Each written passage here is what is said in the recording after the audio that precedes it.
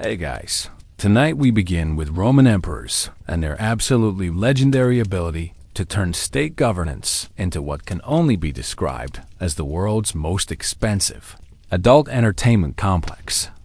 One emperor literally appointed his horse to the Senate, but somehow that wasn't even the weirdest thing happening in the palace on any given Tuesday.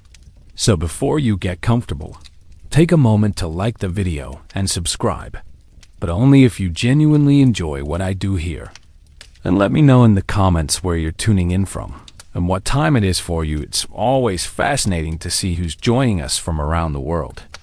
Now dim the lights, maybe turn on a fan for that soft background, and let's ease into tonight's journey together as we explore how the most powerful men in the ancient world decided that running an empire was apparently best done naked. Let's start with the biggest misconception about Roman emperors. Most people picture them as dignified leaders in togas, making wise decisions from marble thrones like some kind of ancient boardroom executives. In reality, many of them treated the imperial palace like a combination of Las Vegas, a frat house, and a reality TV show that nobody asked for. This wasn't Julius Caesar nobly crossing the Rubicon. It was Caligula making his horse a consul while hosting dinner parties that would make a rock star blush. Think of it like giving a teenager unlimited money, absolute power, and zero adult supervision. Except the teenager can have you executed if you give them a bad Yelp review. The Roman Empire wasn't a stately political institution. It was often a 24/7 carnival of excess run by people who confused divine right to rule with divine right to party. The 1st and 2nd centuries AD were Rome's golden age. When the empire stretched from Britain to the Middle East, the imperial palace wasn't some quaint government building. It was essentially a small city within Rome, complete with gardens, temples, theaters, and enough bedrooms to house a small army, which, let's be honest, they sometimes did. The emperors controlled not just the military and treasury, but also the grain supply, public entertainment, and basically every aspect of daily life for millions of people.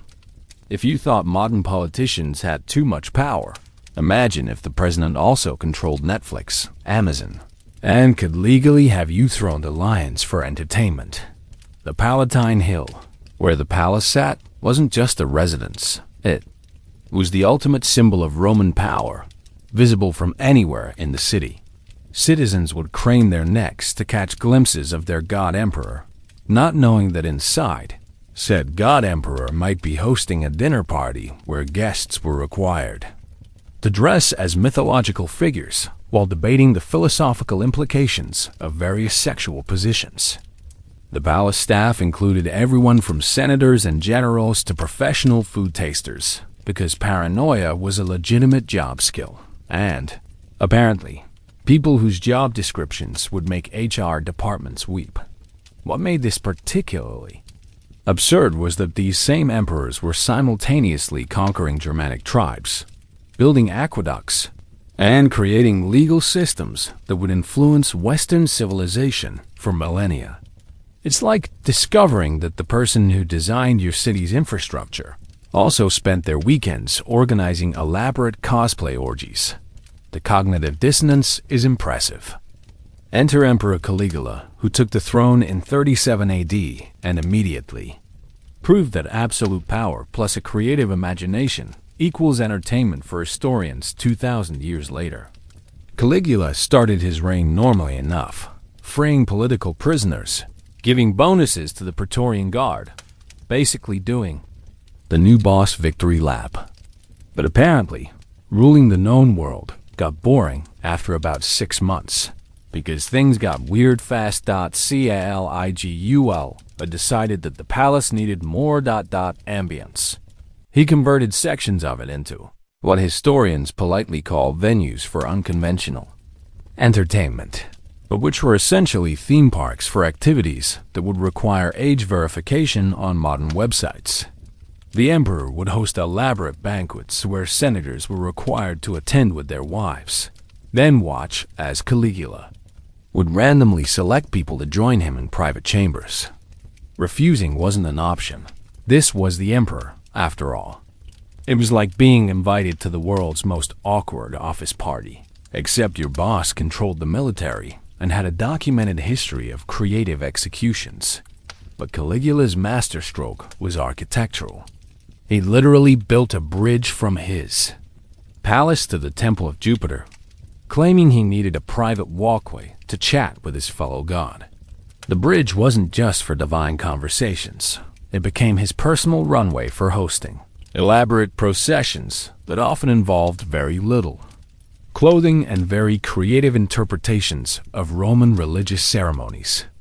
And if you think that's excessive, wait until you hear about the time he declared war on Neptune and ordered his soldiers to collect seashells as spoils of war. The man was consistent in his commitment to making everything unnecessarily dramatic and vaguely inappropriate. This wasn't just about one emperor's personal quirks becoming everyone else's problem. These palace shenanigans had serious political implications that rippled throughout the empire. When the emperor spent his days hosting elaborate entertainment events instead of governing, real decisions about taxes, military campaigns, and provincial administration either got delayed or made by whoever happened to be in the room when he took a break from his hobbies. Senators found themselves in impossible positions: participate in the emperor's lifestyle and compromise their dignity, or refuse and risk execution for treason. The Praetorian Guard, who were supposed to protect the emperor, increasingly realized they might need to protect the empire from the emperor. Provincial governors received increasingly bizarre orders from Rome, like Caligula's famous command to collect seashells as tribute from conquered territories. The palace became a funhouse mirror reflecting the empire's power, absolute authority, twisted into personal entertainment, with the entire Mediterranean world as unwilling participants in one man's fever dreams. What started as imperial privilege evolved into a system where the most powerful person in the ancient world used that power primarily to throw the most elaborate, inappropriate parties in human history. But Caligula was just the beginning of imperial excess, turning the palace into ancient Rome's premier entertainment complex. What happened next would make his seashell collecting and divine bridge building look like quaint hobbies. Enter the Julio-Claudian dynasty's greatest showman, and Rome's most enthusiastic party planner. The transformation of imperial banquets from political necessity to elaborate entertainment. Spectacles represents perhaps the most expensive midlife crisis in human history. Unlike modern dinner parties, where the worst thing that happens is someone brings up politics, Roman imperial feasts became theatrical productions that combined diplomacy, intimidation, and activities that would require a very understanding Netflix content rating system. Traditional Roman banquets had always been about power, who got invited, where they sat, what they ate, and how they were treated all sent clear political messages. But the emperors took this concept and essentially turned it into performance art. These weren't just meals. They were carefully choreographed displays of imperial power that happened to involve food, wine, and increasingly creative interpretations of what constituted appropriate dinner conversation. The palace dining rooms weren't just rooms. They were stages. Elaborate frescoes depicted mythological scenes that, coincidentally, often involved gods in various states of undress engaging in activities that modern dinner parties would consider unconventional. The floors were designed with intricate mosaics that told stories, and not all of these stories were suitable for family viewing. Imagine if someone decorated their dining room entirely with Renaissance art, except all the Renaissance art was exclusively the spicy stuff that museums usually keep in separate rooms with age restrictions. What made this particularly wrong was the complete integration of political power with personal entertainment. These weren't private parties. They were state functions, where the emperor's personal preferences became imperial policy. If the emperor decided that tonight's theme was Greek gods at play, then senators, generals, and foreign dignitaries found themselves participating in elaborate costume dramas that would make community theater groups uncomfortable. The line between governance and entertainment didn't just blur. It was completely obliterated, then rebuilt as a party planning checklist. Take Emperor Nero's famous rotating dining room, which he called the Golden House. This wasn't just a fancy restaurant. It was an engineering marvel designed specifically to enhance the dining experience in ways that would make modern dinner party hosts weep with envy and horror. The room literally rotated slowly throughout the meal, giving diners constantly changing views of elaborate gardens, fountains, and artistic displays. But Nero being Nero, these artistic displays weren't just pretty landscaping. The rotating mechanism allowed for theatrical reveals during dinner. Guests might start their meal looking at a peaceful garden scene, only to have the room slowly turn to reveal live performances of mythological scenes enacted by professional actors, dancers, and what Roman historians delicately refer to as entertainers of various specialties. One Roman chronicler described a dinner where the room's rotation revealed a recreation of the Garden of Eden, complete with live animals, and performers dressed as Adam and Eve who were very committed to historical accuracy. If you catch my drift, another infamous example involved Emperor Domitian's Black Banquet, which sounds ominous because it absolutely was. Domitian invited Rome's elite to a dinner where everything, the room, the decorations, the servants, even the food, was completely black. Guests entered to find tombstones with their names already carved, lying next to their dining couches.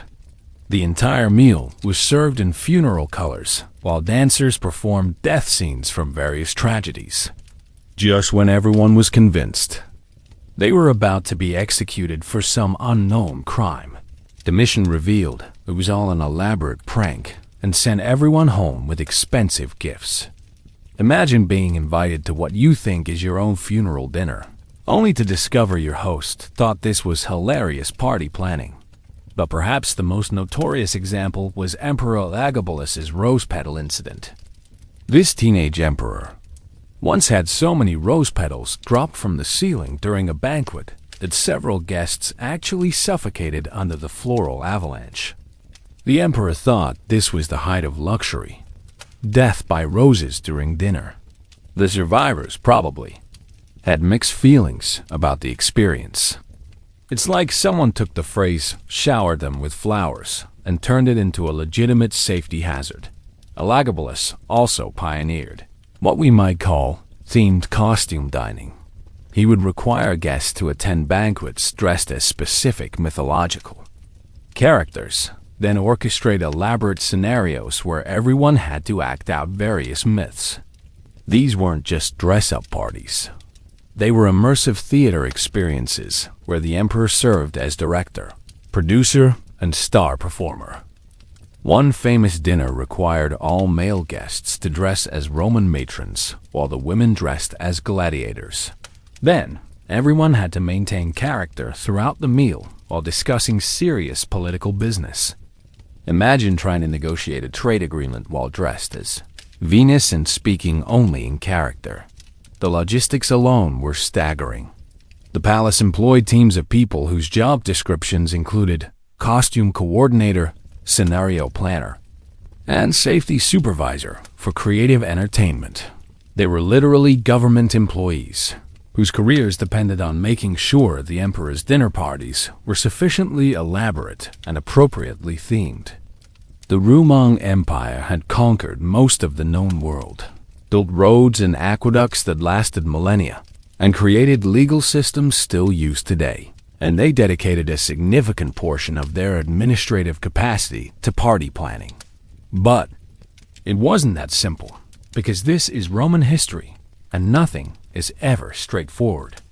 While emperors were turning state dinners into elaborate entertainment productions, they were simultaneously running the most successful military and administrative machine in ancient history. The same emperor who spent his evening orchestrating elaborate mythological dinner theater would wake up the next morning to review military dispatches from Germania, approve engineering projects for new aqueducts, and make judicial decisions, affecting millions of people.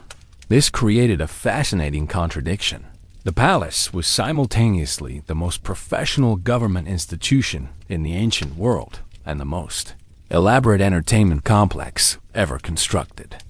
Senators would attend morning sessions debating tax policy and infrastructure funding, then return that evening to participate in themed dinner parties that would make modern event planners question their career choices. The cognitive dissonance was spectacular. Moreover, many of these seemingly excessive entertainments served genuine political purposes. Foreign dignitaries weren't just guests at elaborate dinners. They were audiences for carefully crafted displays of Roman wealth, power, and cultural sophistication. A barbarian chieftain who witnessed a rotating dining room filled with exotic foods, professional entertainers, and technological marvels would return home with stories that reinforced Roman superiority more effectively than military threats.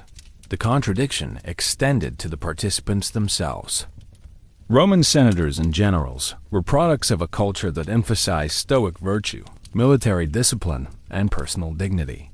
Yet they found themselves regularly participating in activities that their own philosophical traditions would consider inappropriate at best. They couldn't refuse without risking their careers or lives, but participation meant compromising their stated values. It was like being forced to attend your boss's extremely awkward hobby conventions while maintaining your professional reputation. Even the emperors themselves seemed aware of the contradiction. Many of them would alternate between periods of elaborate excess and attempts at moral reform, as if they were trying to balance their personal entertainment preferences with their responsibilities as leaders of the civilized world. Domitian, famous for his black banquet, also implemented strict moral legislation and tried to restore traditional Roman values. The irony was apparently lost on him, or perhaps he just had a very compartmentalized approach to leadership. The result was a political system that ran on a combination of genuine administrative competence and elaborate performance art, with results that were both impressively effective and completely ridiculous.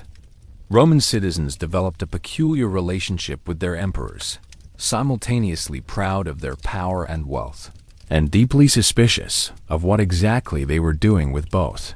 The Senate found itself in an increasingly impossible position. Senators were expected to maintain their dignity as representatives of Roman tradition while participating in imperial entertainments that often required them to abandon that dignity entirely. Some tried to boycott, claiming illness or family emergencies, but persistent absence from imperial events was noticed and usually interpreted as disloyalty. Others embraced the absurdity and became enthusiastic participants, which undermined their credibility as serious political figures. The Praetorian Guard, responsible for imperial security, had to develop entirely new protocols for protecting an emperor who insisted on hosting elaborate themed parties with hundreds of guests, complex mechanical devices, and live animals. Their job description expanded from prevent assassination attempts to prevent assassination attempts while dressed as mythological figures during dinner theater. The professionalization of imperial security had to account for scenarios that would sound like comedy sketches if they weren't historically documented. Provincial governors received increasingly creative instructions from Rome, reflecting the emperor's current entertainment interests. Orders might arrive requiring local officials to procure specific types of exotic animals, unusual foods, or skilled performers for upcoming palace events. Imagine being a Roman administrator in Egypt, trying to maintain order and collect taxes, when you receive an urgent dispatch from Rome requesting 50 dancing peacocks and a troupe of acrobats who can perform while dressed as sea nymphs. The long-term implications were significant. The palace entertainments created a precedent for imperial behavior that influenced expectations for centuries. Future emperors felt pressure to match or exceed their predecessors' elaborate displays, leading to an arms race of increasingly expensive and creative entertainment. What started as Caligula's personal quirks became an institution that consumed enormous resources and administrative attention. Perhaps most importantly, these entertainments changed how Romans thought about power itself. Traditional Roman values emphasized duty, discipline, and service to the state. The imperial banquets represented a fundamental shift toward power as personal expression and entertainment as political tool. The emperor wasn't just a military commander or administrative leader. He was a performance artist whose medium was the entire Roman Empire. Meanwhile, the physical transformation of the palace itself was becoming just as elaborate as the entertainments it hosted. If the banquets were theatrical productions, then the emperors decided the stage needed to match the performance. What started as architectural modifications for practical purposes, better acoustics, more seating, improved lighting, evolved into construction projects that redefined what a building could be.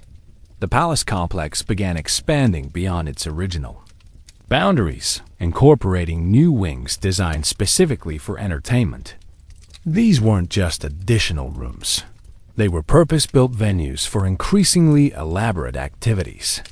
The engineering challenges alone were staggering, as architects tried to accommodate mechanical rotating floors, retractable ceilings for dramatic reveals, and hydraulic systems for water features that could flood entire rooms on command. But the most significant development was the realization that the palace itself could become part of the entertainment. Why limit elaborate productions to dining rooms when the entire imperial complex could serve as a stage? This thinking led to innovations that would make the banquet excesses look like modest dinner parties in comparison. The emperors were about to discover that if you're going to turn your government headquarters into an entertainment complex, you might as well do it properly. And properly, in imperial Roman terms, meant architectural projects that would challenge the laws of physics, municipal budgets, and probably several moral principles that hadn't been invented yet. The palace was about to become not just the seat of government, but the world's most expensive theme park.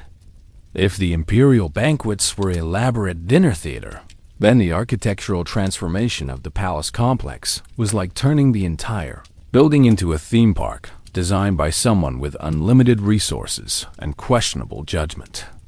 The emperors discovered that when you have absolute power and a construction budget that's basically whatever you want, the only limit to your building projects is your imagination. And Roman imperial imagination, as we've established, was not constrained by conventional thinking. Unlike the banquets, which were temporary events that could be cleaned up afterward, architectural modifications were permanent statements about what the emperor considered important. When Caligula built his bridge to chat with Jupiter, he wasn't just making a personal convenience. He was literally reshaping the skyline of Rome to accommodate his social calendar. These weren't home improvement projects. They were geological statements about the nature of imperial power. The palace complex began expanding in directions that would make modern city planners weep. Traditional Roman architecture emphasized functionality, proportion, and civic dignity. Imperial palace architecture emphasized, what if we built a room that could flood on command? And how many mechanical moving parts can we incorporate into a bedroom? The emperors approached construction like children with unlimited Lego sets, except their Lego sets were made of marble, gold, and the labor of thousands of skilled craftsmen. What made this particularly remarkable was the integration of engineering excellence with completely impractical purposes. The same architectural techniques used to build aqueducts that supplied water to millions of people were applied to creating elaborate fountain systems for private bathing pools that could be filled with wine, milk, or whatever liquid the emperor found amusing that week. Roman engineering was world-class. Roman imperial applications of that engineering were world-class weird. The palace wasn't just being modified. It was being reconceptualized as a machine for imperial entertainment. Rooms were designed with hidden passages, secret entrances, and mechanical devices that could transform spaces instantly. The building itself became a performer in the emperor's elaborate productions, with architecture that could change, move, and surprise guests in ways that would make modern theme park. Designers take notes while simultaneously questioning their life choices. Consider Emperor Nero's masterpiece of architectural excess, the Domus Aurea, or Golden House, which wasn't actually a house so much as a small city dedicated to imperial entertainment. The complex covered roughly 300 acres in the heart of Rome, which meant Nero basically bulldozed a significant portion of the capital to build his personal playground.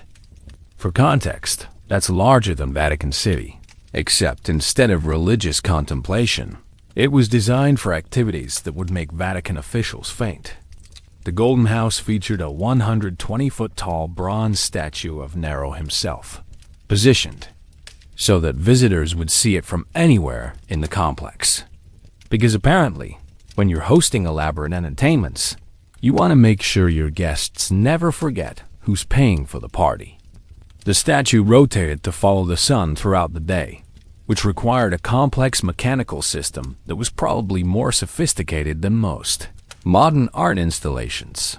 But the real engineering marvel was the main dining hall, which featured that famous rotating ceiling that could shower guests with flower petals or perfume. The rotation mechanism was so complex that it required a dedicated staff of engineers to operate. Imagine having to employ people whose job title was ceiling rotation specialist and whose daily responsibilities included making sure the emperor's dinner guests got properly showered with rose petals without being crushed by mechanical failure. The palace also featured artificial lakes, complete with beaches and islands, where Nero could host elaborate naval battles or swimming parties. These weren't small decorative ponds. They were full-size bodies of water that required major engineering to construct and maintain. The emperor essentially built a resort complex in the middle of Rome, complete with waterfront property that he could flood or drain depending on his entertainment needs. Emperor Domitian took architectural excess in a different direction with his palace complex that featured walls covered in polished marble that functioned as mirrors. This wasn't just vanity. It was a security feature that allowed the emperor to see potential assassins approaching from any angle. But it also meant that anyone visiting the palace was constantly surrounded by reflective surfaces, which added a surreal quality to every interaction. Imagine trying to have a serious political conversation while being surrounded by funhouse mirrors that reflected every gesture from multiple angles. The most notorious architectural feature was Domitian's bedroom, which could be completely sealed and featured multiple escape routes hidden behind rotating wall panels. The room was designed so that the emperor could literally disappear at a moment's notice, which proved useful given his tendency to make enemies. But the room also featured a complex ventilation system that could be filled with perfumed air, hidden alcoves for musicians, and mechanical devices that could change the lighting and ambience instantly. Perhaps the most ambitious architectural project was Emperor Commodus's transformation of the palace amphitheater. Not content with simply watching gladiatorial games, Commodus had the space modified so that he could participate personally. The arena featured hidden passages that allowed the emperor to make dramatic entrances, secret chambers stocked with weapons and costumes, and mechanical devices that could release animals or change the arena's configuration mid-performance. The amphitheater also included a complex system of tunnels and chambers beneath the arena floor, which Commodus used for elaborate staged hunts. The emperor would emerge from hidden passages to hunt carefully positioned animals, while hidden mechanisms created dramatic effects like artificial fog, lighting changes, and sound effects. It was like combining a gladiatorial arena with a live-action video game, designed to make the emperor the star of every performance. These architectural modifications required enormous resources and sophisticated engineering. The palace employed teams of architects, engineers, artists, and specialized craftsmen whose entire careers were dedicated to making the emperor's entertainment fantasies into physical reality. The Roman Empire had the most advanced construction techniques in the ancient world, and a significant portion of those techniques were applied to building elaborate party venues for one person and his guests. This wasn't isolated imperial weirdness. There was a clear pattern to how emperors approached architectural modification that reveals something fundamental about how absolute power corrupts both taste and common sense. Each emperor felt compelled to outdo his predecessors' building projects, creating an escalating arms race of architectural excess that consumed increasing amounts of the empire's resources and engineering talent. The pattern started with practical modifications: better heating systems, improved acoustics, more secure private quarters. Then, emperors would add luxury features, decorative elements, exotic materials, mechanical conveniences. But inevitably, the projects evolved into elaborate fantasies that had no practical purpose except to demonstrate that the emperor could build literally anything he could imagine. This pattern existed because imperial building projects served multiple purposes beyond personal entertainment. They were demonstrations of Roman engineering capability, displays of imperial wealth, and political statements about the emperor's power and sophistication. A barbarian chieftain who visited a palace with rotating ceilings and artificial lakes would return home with stories that reinforced Roman superiority more effectively than military threats. The pattern also reflected the fundamental problem of unlimited power. When you can build anything, the question becomes not, should we build this, but what should we build next? Each emperor inherited a palace complex that was already the most elaborate building in the world, then felt pressure to add something that would make it even more impressive. The result was a continuous cycle of architectural one-upmanship that pushed the boundaries of engineering, aesthetics, and common sense. Moreover, the pattern reveals how imperial entertainments became institutionalized. What started as personal preferences became expected features of imperial architecture. Future emperors couldn't simply live in the palace as they found it. They had to add their own modifications to demonstrate their creativity and power. The palace became a kind of architectural resume, where each emperor's additions were permanent statements about their reign. The economic implications were staggering. These building projects required enormous amounts of skilled labor, exotic materials, and ongoing maintenance. The empire's best engineers and architects were diverted from practical projects like aqueducts and roads to work on elaborate entertainment facilities. Quarries throughout the empire were stripped of their finest marble to decorate rooms that might be used for a single party. The pattern also influenced provincial architecture throughout the empire. Local governors and wealthy citizens began incorporating similar features into their own buildings, creating a ripple effect of architectural excess that spread throughout Roman territories. The emperor's building projects became models that influenced construction across the ancient world, spreading Roman engineering techniques along with Roman aesthetic preferences for elaborate, mechanically complex entertainment spaces. The effects were both impressive and completely ridiculous, demonstrating how absolute power can simultaneously drive innovation and waste enormous resources on projects that serve no practical purpose. The architectural modifications advanced Roman engineering in genuinely useful ways. Techniques developed for rotating ceilings and hydraulic entertainment systems were later applied to more practical projects, like public baths and municipal water systems. Who benefited most were the skilled craftsmen engineers and artists who found steady employment working on imperial building projects. The palace complex became a kind of ancient research and development center where the empire's best talent could experiment with new techniques and materials. Many innovations in Roman construction, decoration, and mechanical engineering originated in imperial building projects, then spread throughout the empire as these craftsmen took their skills to other projects. The entertainment industry, if we can call it that, also flourished. The elaborate palace venues created demand for specialized performers, musicians, dancers, and entertainers who could work in these unique spaces.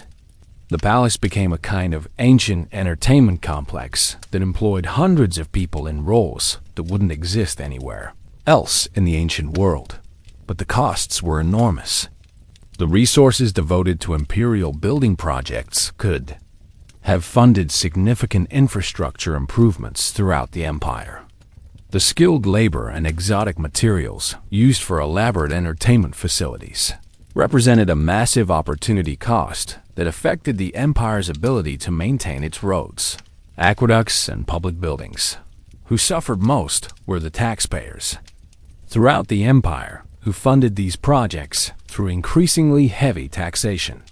Provincial communities that struggled to maintain basic infrastructure watched their tax revenues flow to Rome to pay for architectural fantasies that served no practical purpose. The empire's financial resources were increasingly diverted from practical governance to imperial entertainment. The unintended consequences were significant. The architectural arms race between emperors created expectations that influenced imperial behavior for centuries. Future emperors felt pressure to match their predecessors' building projects, creating a cycle of escalating expense that contributed to the empire's long-term financial problems. The palace modifications also created security vulnerabilities. The complex mechanical systems, hidden passages, and elaborate decorative features provided numerous opportunities for assassins and created maintenance problems that required constant attention. The same features designed to enhance imperial entertainment also made the palace more difficult to secure and maintain. Most importantly, the architectural excess symbolized a fundamental shift in how imperial power was understood and exercised. The palace wasn't just a residence or government building. It was a monument to the idea that imperial power existed primarily for the emperor's personal gratification. The buildings themselves became arguments for absolute monarchy, demonstrating that the emperor's desires were more important than practical governance or fiscal responsibility.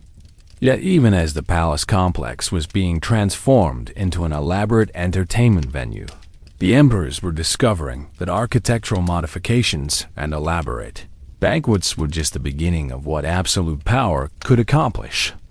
The real innovation came when they realized that the entertainment didn't have to be confined to the palace at all. The entire city of Rome could serve as a stage for imperial spectacles.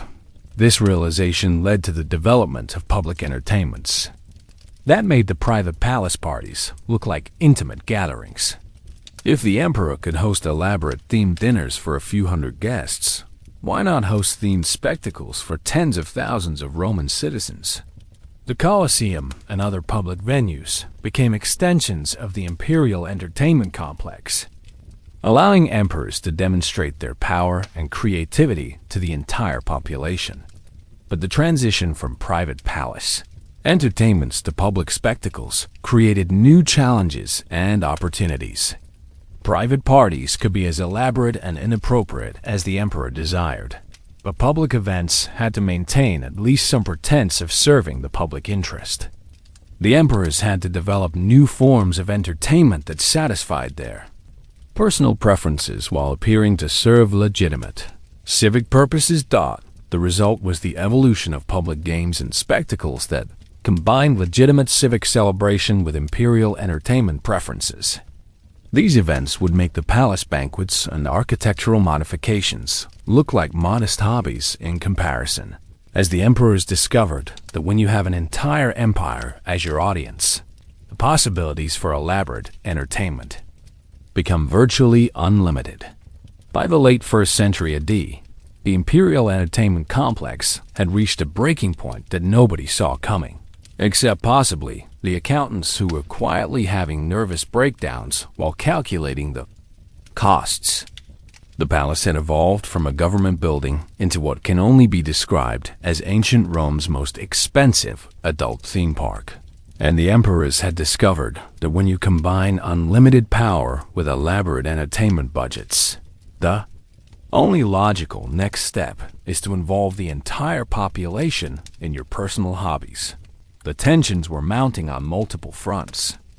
The Senate was increasingly frustrated with emperors who treated serious governance like an interruption to their party planning. The treasury was straining under the costs of increasingly elaborate building projects and entertainment spectacles. The Praetorian Guard was developing new forms of stress-related disorders from trying to provide security for events that defied conventional protection protocols. But the real crisis was philosophical. What happens when the most powerful person in the ancient world decides that running an empire is less interesting than performing in public? Emperor Commodus was about to answer that question in ways that would make his predecessors' architectural excess and elaborate banquets look like modest civic improvements. Commodu as represented the logical endpoint of imperial entertainment evolution. Previous emperors had hosted elaborate private parties and built impressive venues, but they maintained at least some separation between their personal entertainment preferences and their public duties as emperor. Commodus decided that this separation was artificial and possibly boring.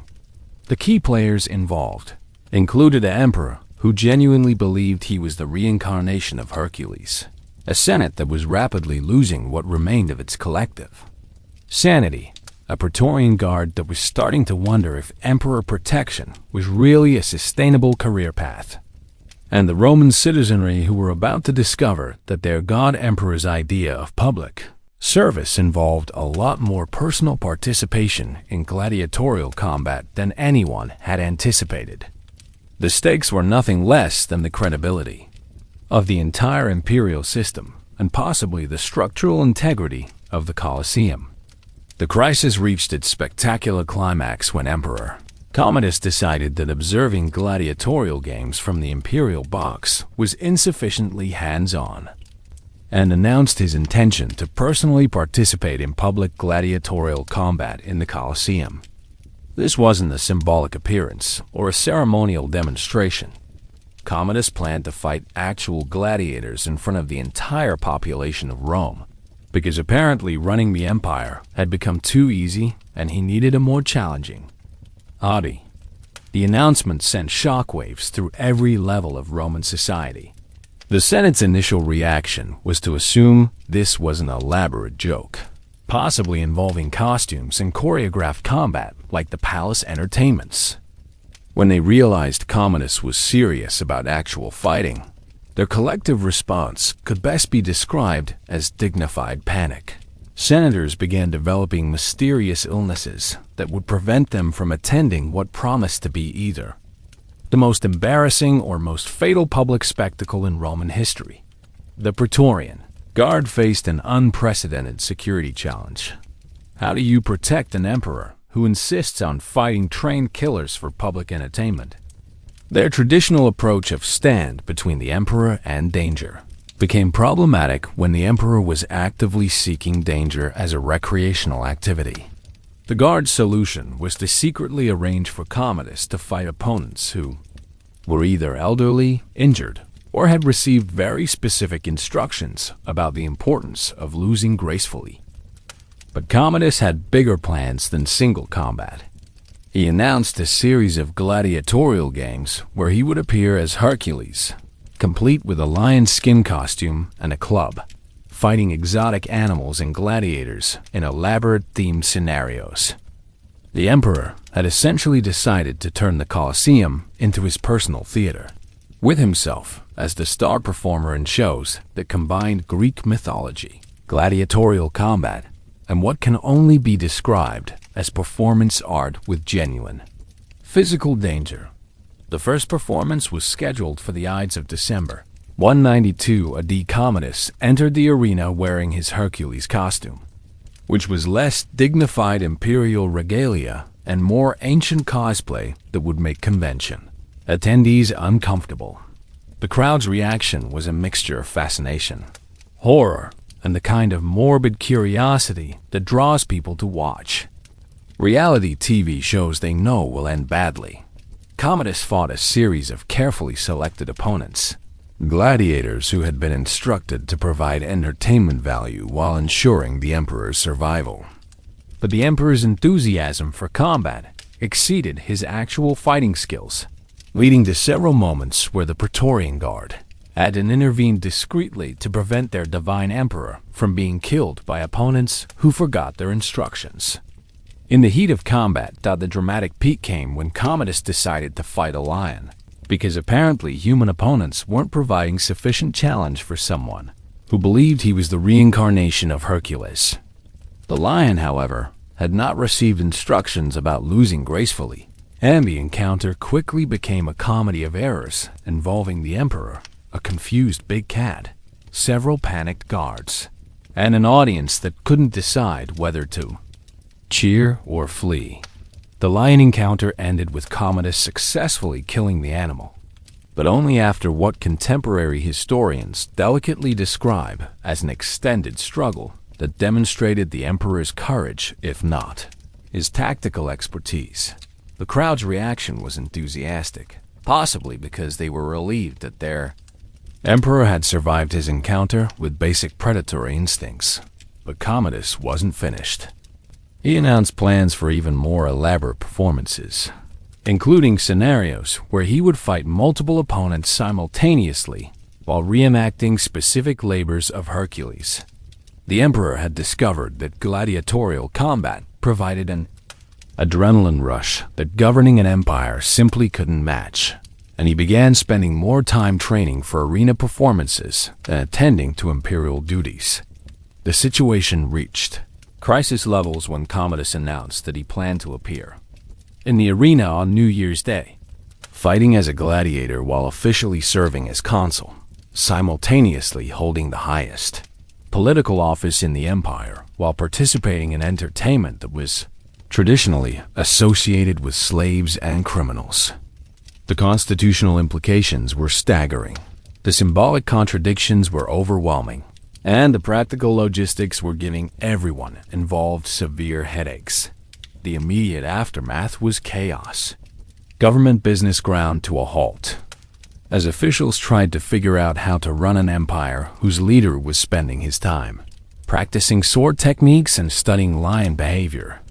Foreign ambassadors sent increasingly confused reports home about an emperor who conducted diplomatic meetings while wearing gladiatorial armor and discussing combat strategy instead of trade agreements. The response was swift, decisive, and involved significantly more conspiracy planning than typical government operations. The Senate, already frustrated by decades of imperial entertainment excess, realized that an emperor who preferred gladiatorial combat to governance represented an existential threat to the empire's credibility. Foreign enemies and allied kings were already sending diplomatic messages that could be summarized as, "Is your emperor seriously fighting lions for fun? Because we need to know how to adjust our foreign policy accordingly." The Praetorian Guard found themselves in the impossible position of protecting an emperor from himself.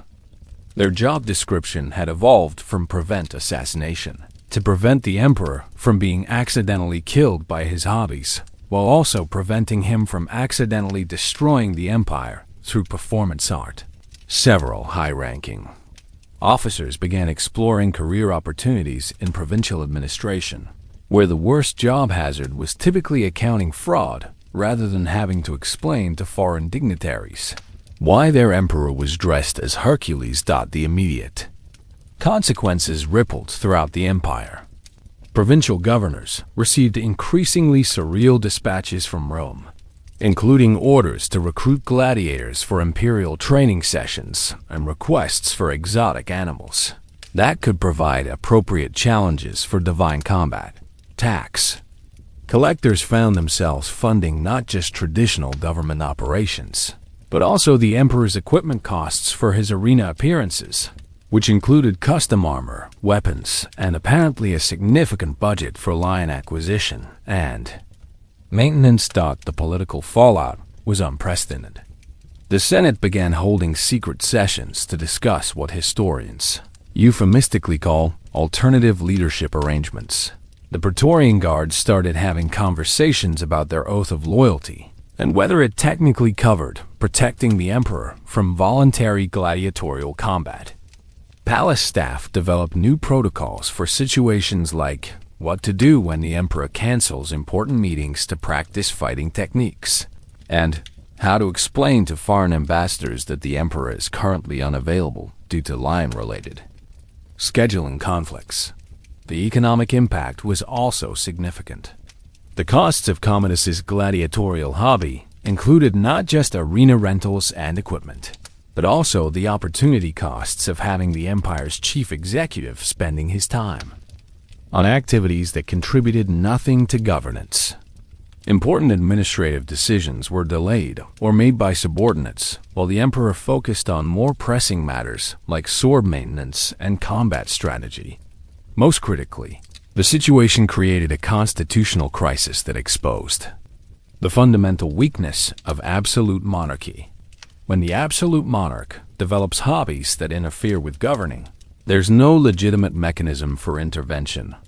The empire's entire political system was designed around the assumption that the emperor would prioritize imperial duties over personal entertainment, and nobody had developed contingency plans for what to do when that assumption proved incorrect. This gladiatorial crisis wasn't just one emperor's personal hobby getting out of hand.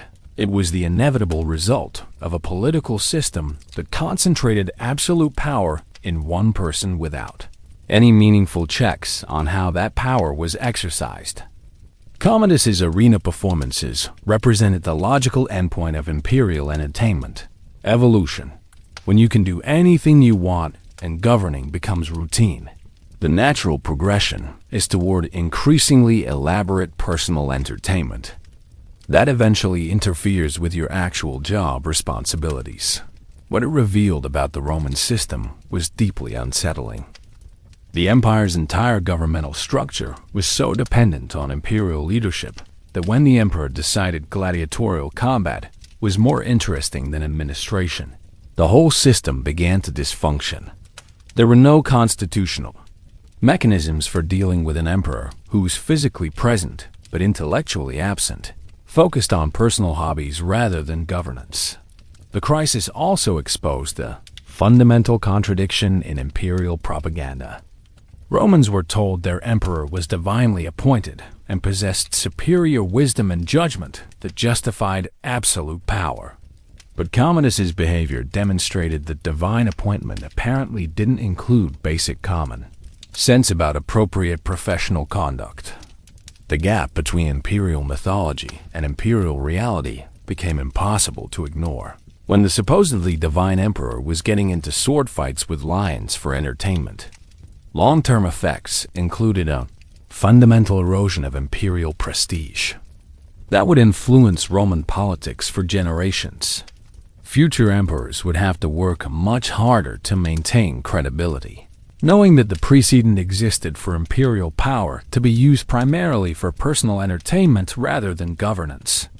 The army and provincial administrators developed a healthy skepticism about imperial judgment that would affect military and civilian loyalty throughout the later empire. The gladiatorial crisis also established a template for how imperial excess could threaten the entire system.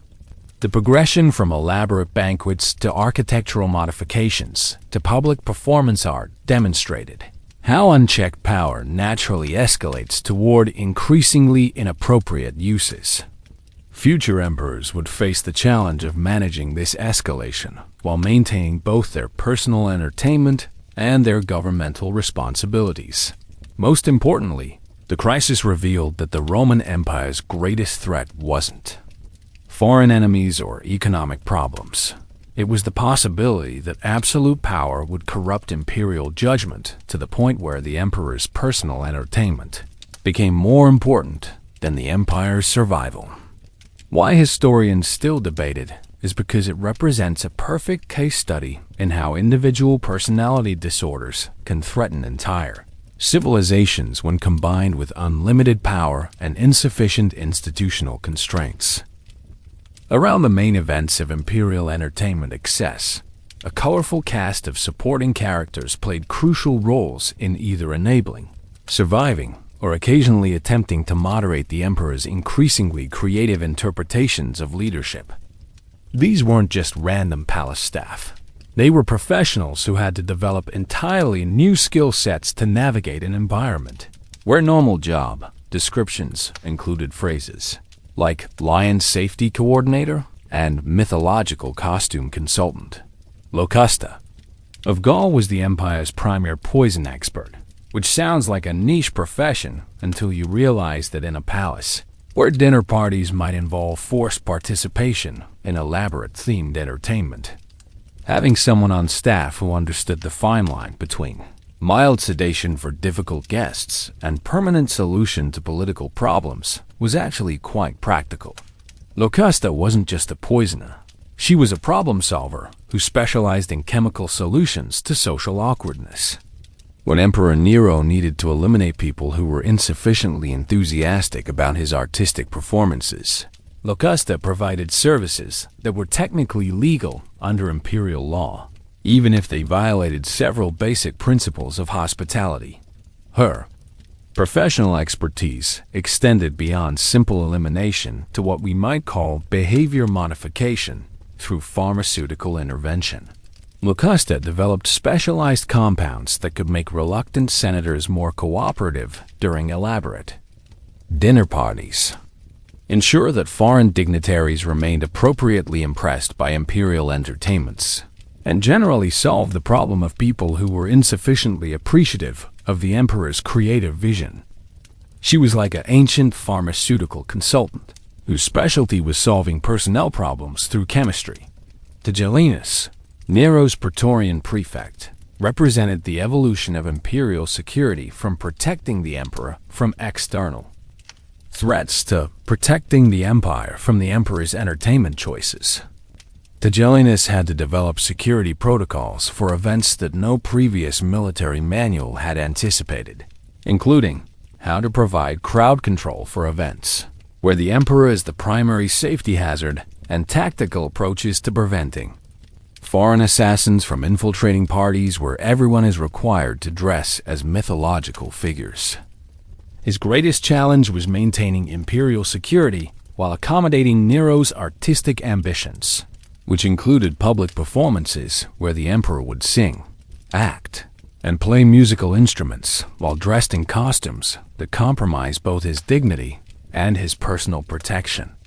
Tigellinus essentially had to invent the concept of entertainment security, developing protocols for protecting someone who insisted on performing in public while maintaining the illusion that the performances were spontaneous artistic expressions rather than carefully orchestrated propaganda events.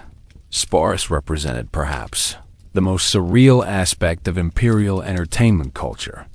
This young man caught Emperor Nero's attention during one of the palace's themed parties, and Nero decided that Sporus would make an excellent replacement for his recently deceased wife Poppaea.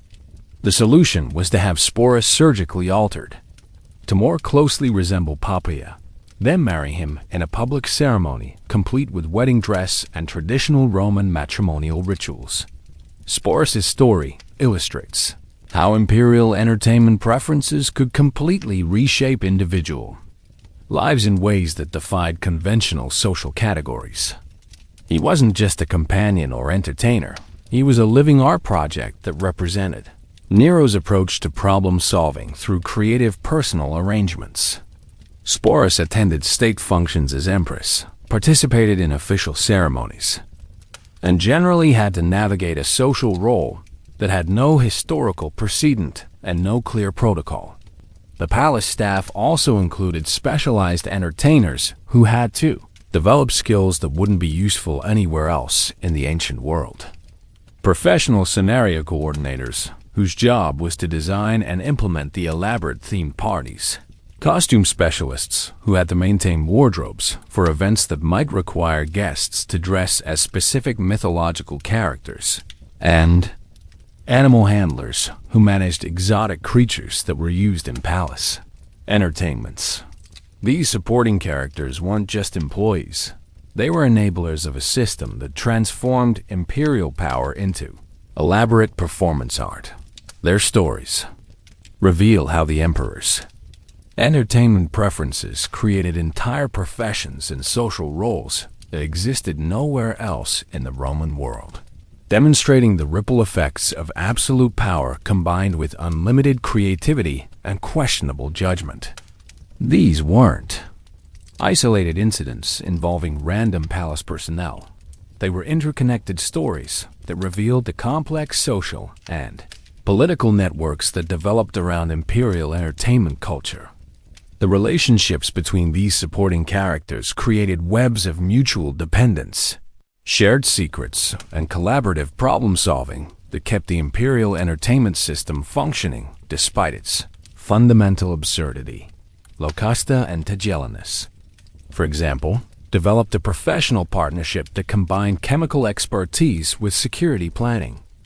When Nero hosted elaborate banquets where unwilling participants might cause social awkwardness, Locusta would provide pharmaceutical solutions that ensured everyone remained appropriately enthusiastic throughout the evening. Tigellinus would coordinate the security arrangements to ensure that any side effects of Locusta's contributions didn't compromise imperial safety. Their collaboration extended beyond simple party planning to more complex political problems. When senators or foreign dignitaries proved insufficiently appreciative of Nero's artistic performances, Locusta and Tigellinus would develop integrated solutions that combined behavioral modification with strategic elimination, creating a system where criticism of imperial entertainment could be addressed through a range of chemical and physical interventions. The relationship between Sporus and the palace entertainment staff illustrates how one person's transformation could affect entire social networks. Sporus's role as empress required the development of new protocols for court ceremonies, diplomatic functions, and public appearances. Palace staff had to learn how to address someone who was simultaneously male, female, emperor's wife, and living, memorial to a deceased empress, while maintaining the illusion that this arrangement was completely normal. The costume specialists, scenario coordinators, and animal handlers formed their own professional network within the palace, sharing techniques and resources for increasingly elaborate entertainment productions. These weren't just individual craftspeople. They were a specialized workforce that had to coordinate complex logistics for events that might require hundreds of costumes, live animals, mechanical stage effects, and carefully choreographed scenarios that could adapt to the emperor's changing moods and creative inspiration. One interconnected story involved the planning for Nero's famous staged hunt, where the emperor would demonstrate his prowess by hunting carefully selected animals in an artificial forest constructed inside the palace complex. This required coordination between animal handlers who had to ensure the beasts were dangerous enough to be impressive, but not dangerous enough to actually threaten the emperor. Costume specialists who had to design hunting gear that looked authentic, while providing maximum protection, and scenario coordinators who had to create a believable hunting experience in an obviously artificial environment. The project also required collaboration with Locusta, who provided pharmaceutical assistance to ensure the animals were appropriately aggressive but not uncontrollably violent, and Tigellinus, who had to position security personnel throughout the artificial forest while maintaining the illusion that the emperor was hunting alone. The result was an elaborate performance that required dozens of professionals working together to create an entertainment that looked spontaneous, but was actually more carefully orchestrated than most military campaigns.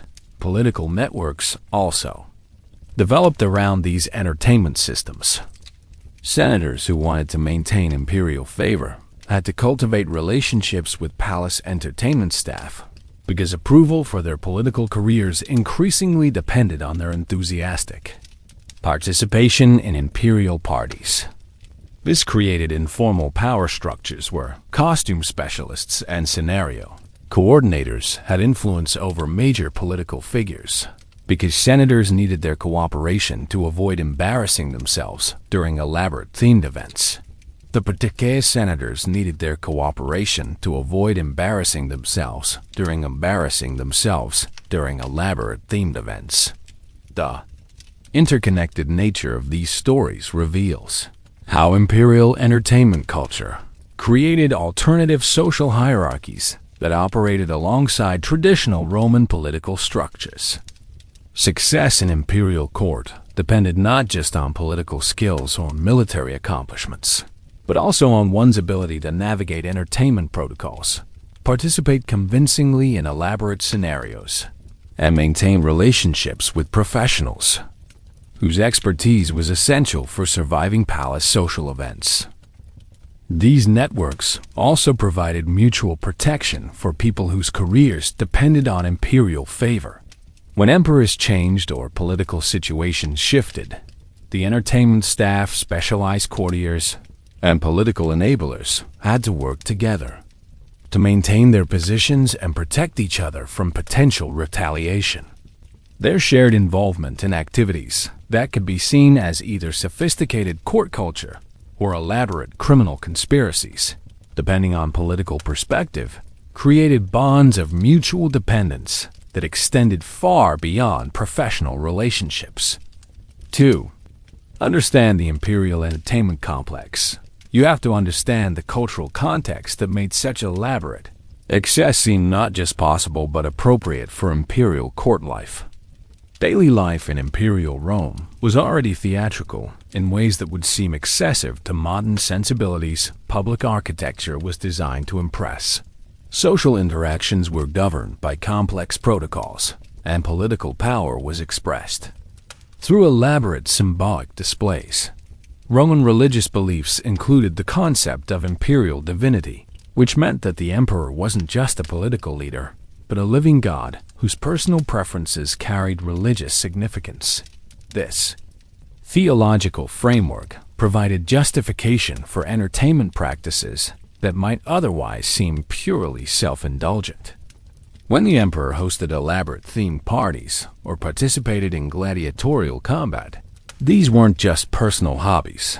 They were divine activities that demonstrated the emperor's supernatural nature and provided spiritual benefits for witnesses. Social structures in imperial Rome were based on rigid hierarchies that emphasized the importance of demonstrating status through conspicuous display. Wealthy Romans were expected to host elaborate entertainments, sponsor public spectacles, and demonstrate their sophistication through cultural patronage. The emperors were essentially taking these social expectations to their logical extreme, using unlimited resources to create entertainments that surpassed anything possible for ordinary wealthy citizens. Roman attitudes towards sexuality, violence, and public spectacle were also fundamentally different from modern sensibilities. Activities that would seem shocking or inappropriate to contemporary audiences were considered normal entertainment for educated, sophisticated people. Gladiatorial combat was a respected art form. Elaborate sexual scenarios were standard elements of mythological theater, and public nudity was common in religious and athletic contexts. What was normal versus exceptional in imperial court culture created interesting contradictions. Elaborate banquets with exotic foods, expensive entertainment, and complex social protocols were standard for wealthy Romans. But imperial parties that required guests to participate in mythological scenarios, involved live animals, or lasted for days were exceptional, even by Roman standards. The cultural context that shaped imperial entertainment events included Greek influences that emphasized artistic performance, mystery religion traditions that incorporated elaborate rituals, and Roman military culture that valued courage, physical prowess, and competitive display. The emperors drew from all these cultural traditions to create entertainment experiences that combined familiar elements in unprecedented ways, making their parties simultaneously recognizable and completely novel. Perhaps most fascinating was the fundamental contradiction between Roman cultural values and imperial entertainment practices. Roman society officially emphasized virtues like gravitas, dignitas, and pietas, seriousness, dignity, and duty to family and state. Yet the imperial court regularly hosted events that required senators, generals, and religious officials to abandon these virtues in favor of participating in elaborate costume parties that would make modern festivals look conservative. The irony extended to the relationship between imperial propaganda and imperial reality. Official imperial imagery portrayed emperors as wise, disciplined leaders who embodied the best of Roman values. Coins, statues, and public art showed emperors in military gear or formal togas, emphasizing their roles as commanders and statesmen. Meanwhile, the actual emperors were spending significant portions of their time planning elaborate entertainment events, practicing gladiatorial techniques, or designing costumes for mythological dinner theater. Roman legal and political institutions were designed around concepts of republican virtue, civic duty, and collective decision-making. The Senate was supposed to represent the wisdom and experience of Rome's elite citizens, providing guidance and oversight for imperial decisions. But these same senators found themselves regularly participating in activities that undermined their dignity and authority, creating a system where political leadership became indistinguishable from entertainment participation. Modern parallels to these contradictions are everywhere in contemporary politics and celebrity culture. The gap between public image and private behavior, the tension between official responsibilities and personal entertainment preferences, and the challenge of maintaining institutional credibility while accommodating individual personality quirks are familiar problems in modern democratic societies. The contradictions also reveal something universal about power and human nature. When people have unlimited resources and minimal constraints, they tend to use their advantages for increasingly elaborate personal gratification, regardless of the broader implications for their responsibilities or institutions. The Roman emperors weren't uniquely corrupted by power. They were displaying patterns of behavior that appear consistently throughout history when similar conditions exist. The ironic outcome was that the most powerful people in the ancient world used their power primarily to create entertainment for themselves and their immediate circle, while the empire's actual governance was increasingly handled by subordinates who had to work around their superiors' hobby schedules.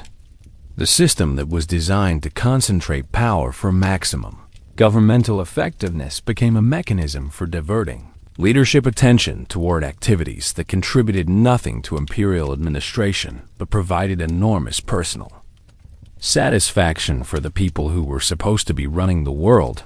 Everything changed when the Praetorian Guard finally reached their breaking point on New Year's Eve, 192 AD, and decided that protecting the emperor from assassins was less important than protecting the empire from the emperor. This wasn't a gradual political evolution or a carefully planned constitutional reform. It was a group of professional soldiers collectively deciding that their job description had become too ridiculous to continue performing with a straight face.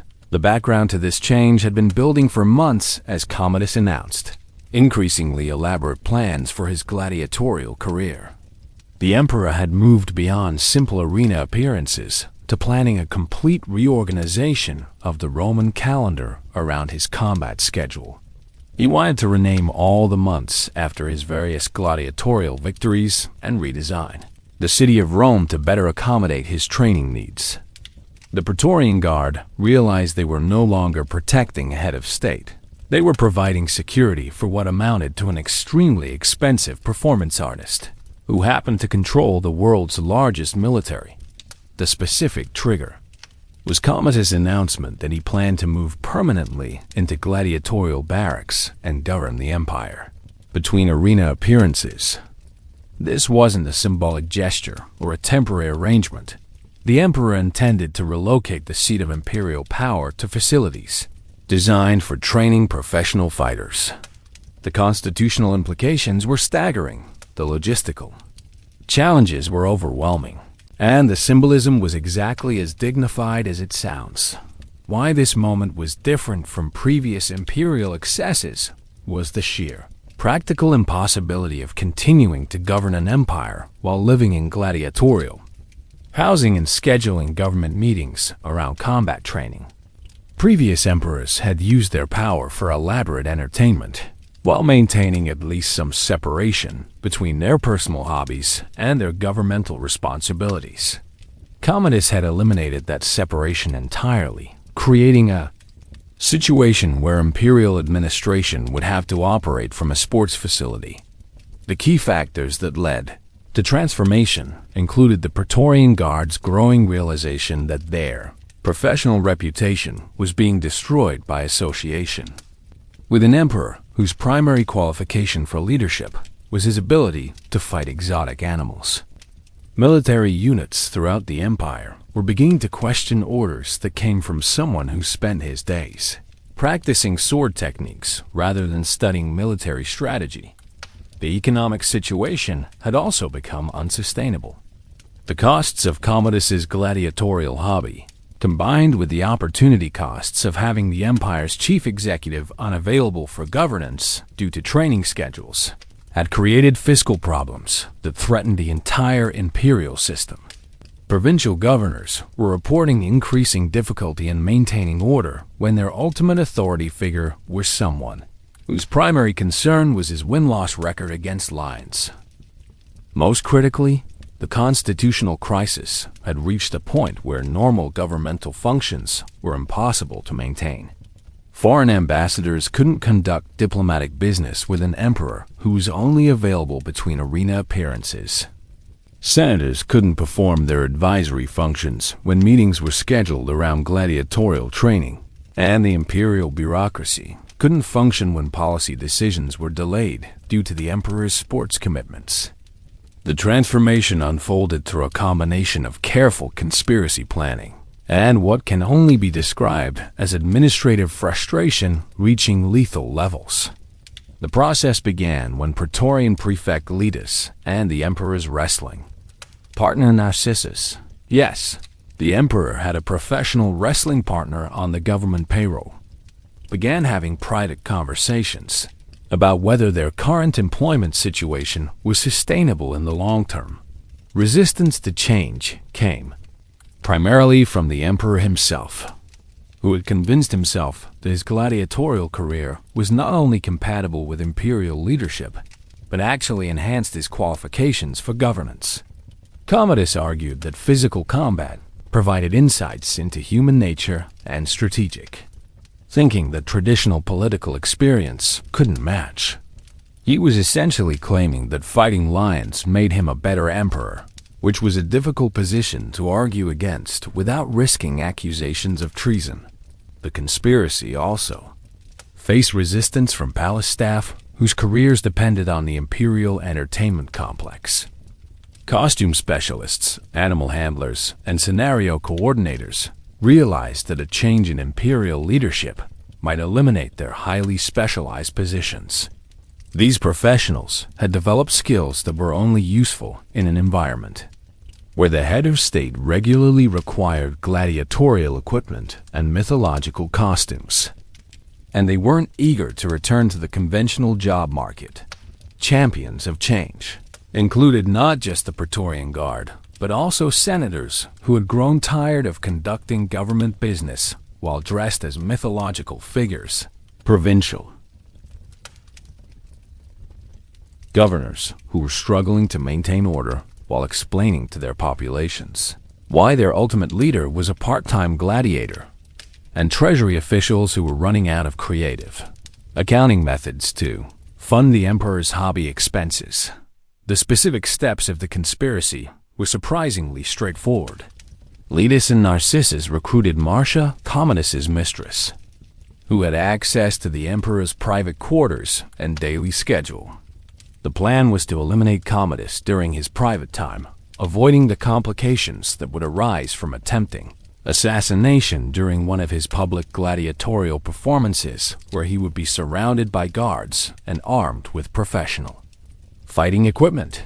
The first attempt involved poisoning, which seemed like the most discreet option for dealing with an emperor who had alienated most of the imperial administration. Marcia administered poison during a private dinner, but Commodus's physical conditioning from gladiatorial training proved problematic. He survived the initial dosage and began vomiting, which eliminated the poison before it could be fully effective. The conspirators realized they had failed to account for the fact that someone who spent his days fighting lions might have above-average physical resilience. The breakthrough moment came when they abandoned subtle approaches in favor of the direct method. Narcissus, who was presumably well acquainted with the emperor's physical capabilities and limitations, strangled Commodus in his bath. The irony was perfect. An emperor who had spent years demonstrating his combat prowess in public was killed in private by his own training partner, using techniques that had nothing to do with gladiatorial combat. Obstacles encountered during the change process included the need to maintain secrecy while coordinating among multiple conspirators, the challenge of timing the assassination to avoid detection by loyal guards, and the problem of ensuring that the conspiracy wouldn't be discovered before it could be completed. The plotters also had to develop contingency plans for what to do if their first attempt failed, since an unsuccessful assassination of an emperor who was trained in combat and paranoid about potential threats would likely result in creative executions for everyone involved. The role of individuals versus larger forces in this transformation reveals how personal decisions by a small group of people could redirect the entire course of imperial history. While the broader economic and political pressures created conditions that made change inevitable, the specific timing and method of transformation depended entirely on the willingness of a few individuals to risk their lives to eliminate a problem that had become impossible to solve through conventional political means. The conspiracy succeeded because it addressed fundamental institutional dysfunction that couldn't be resolved through normal political processes. When the emperor's personal entertainment preferences completely interfered with governmental functions, and when there were no constitutional mechanisms for addressing this problem, extra-legal solutions became the only viable option for preserving imperial effectiveness. The new imperial system under Emperor Pertinax was essentially a return to traditional Roman governmental approaches, which must have felt revolutionary after years of administration that revolved around gladiatorial scheduling and lion maintenance budgets. Pertinax represented everything Commodus wasn't: a serious military commander with extensive administrative experience who understood that governing an empire required attention to boring details like tax collection, military logistics, and infrastructure maintenance, rather than creative combat techniques. The differences were immediately apparent to anyone who worked in the palace complex. Government meetings returned to focusing on actual policy issues rather than costume requirements for upcoming entertainment events. The imperial schedule was organized around administrative necessities rather than training sessions and arena appearances. Foreign ambassadors could conduct diplomatic business without worrying about whether the emperor would be available between gladiatorial commitments. Palace staff experienced the most dramatic changes, as many positions that had been essential under Commodus became completely unnecessary under conventional imperial administration.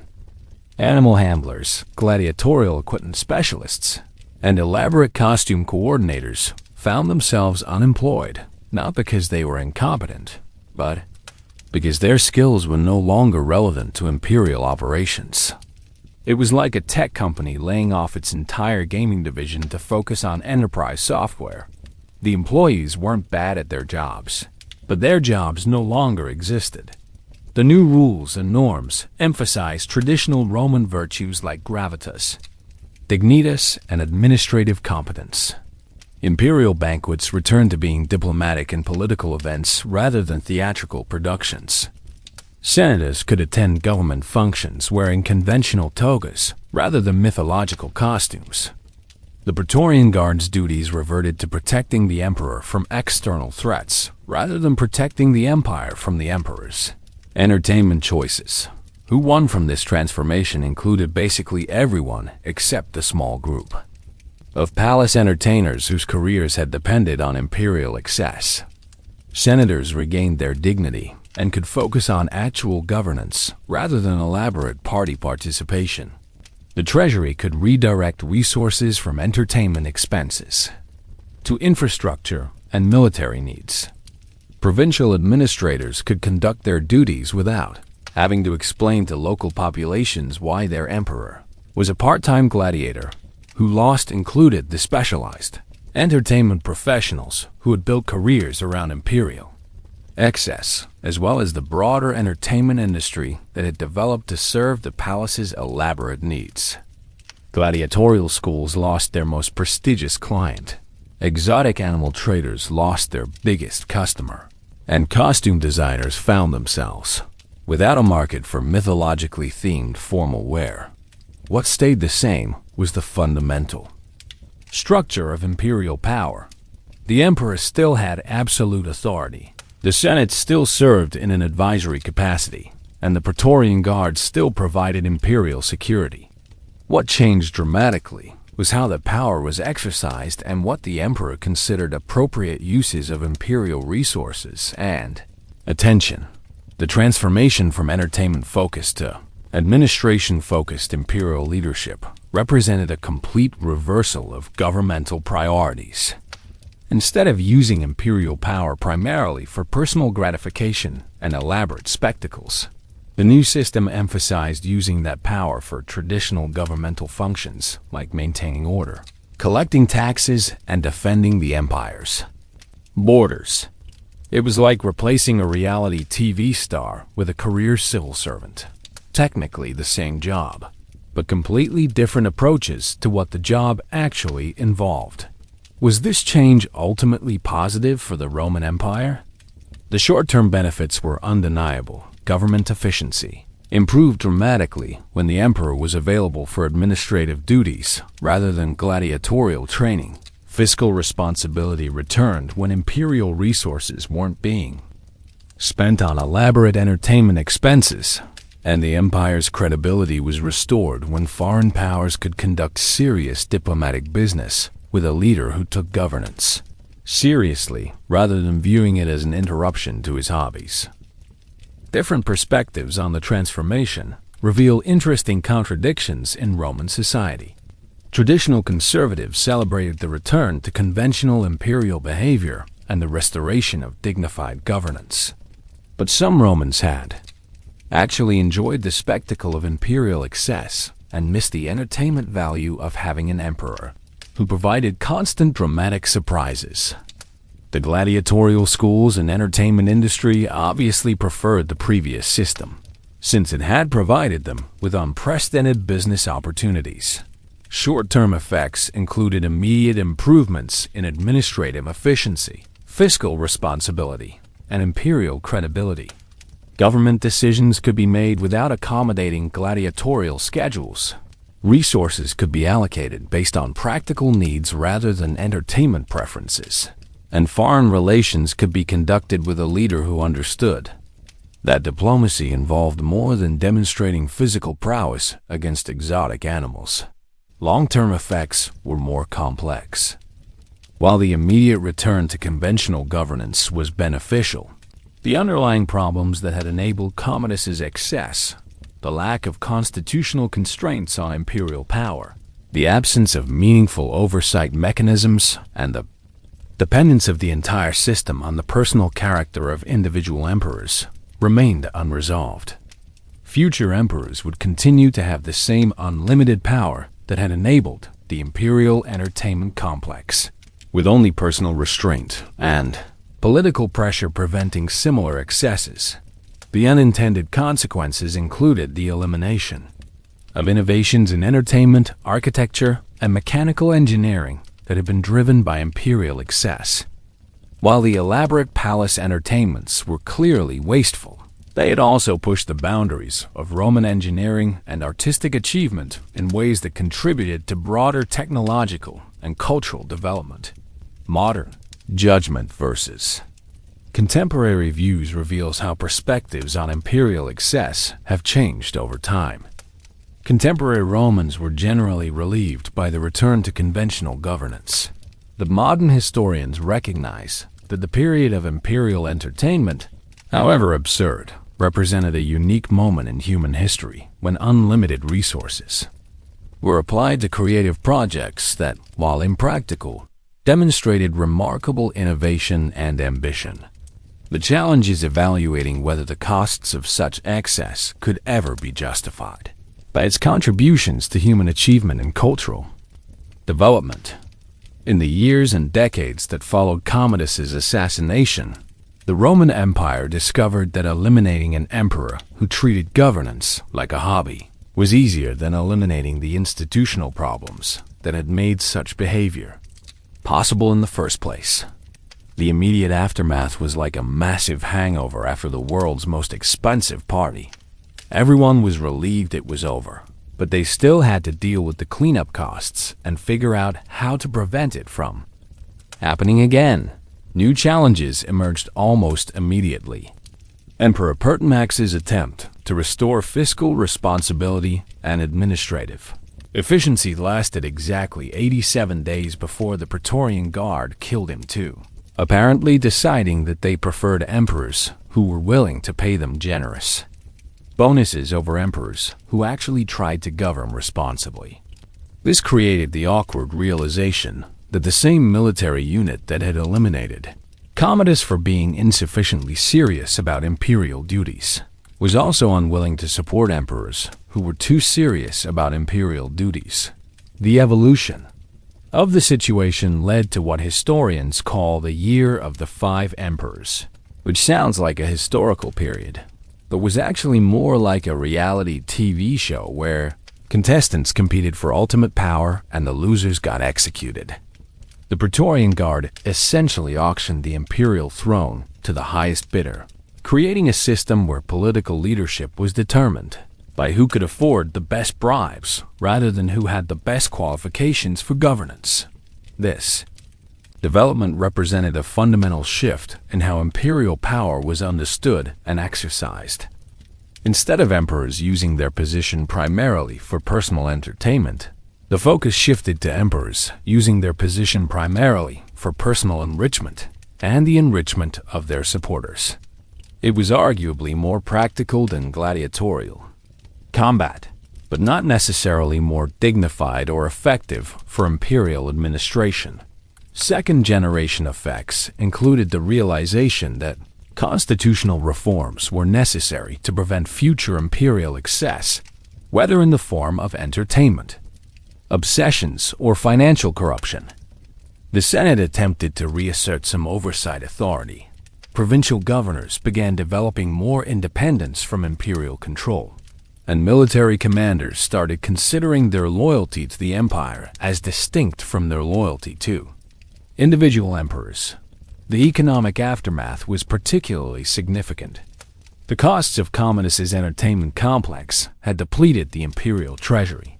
The political instability following his assassination discouraged investment and trade, and the auctioning of the imperial throne created precedents for using government resources as personal assets rather than public trust.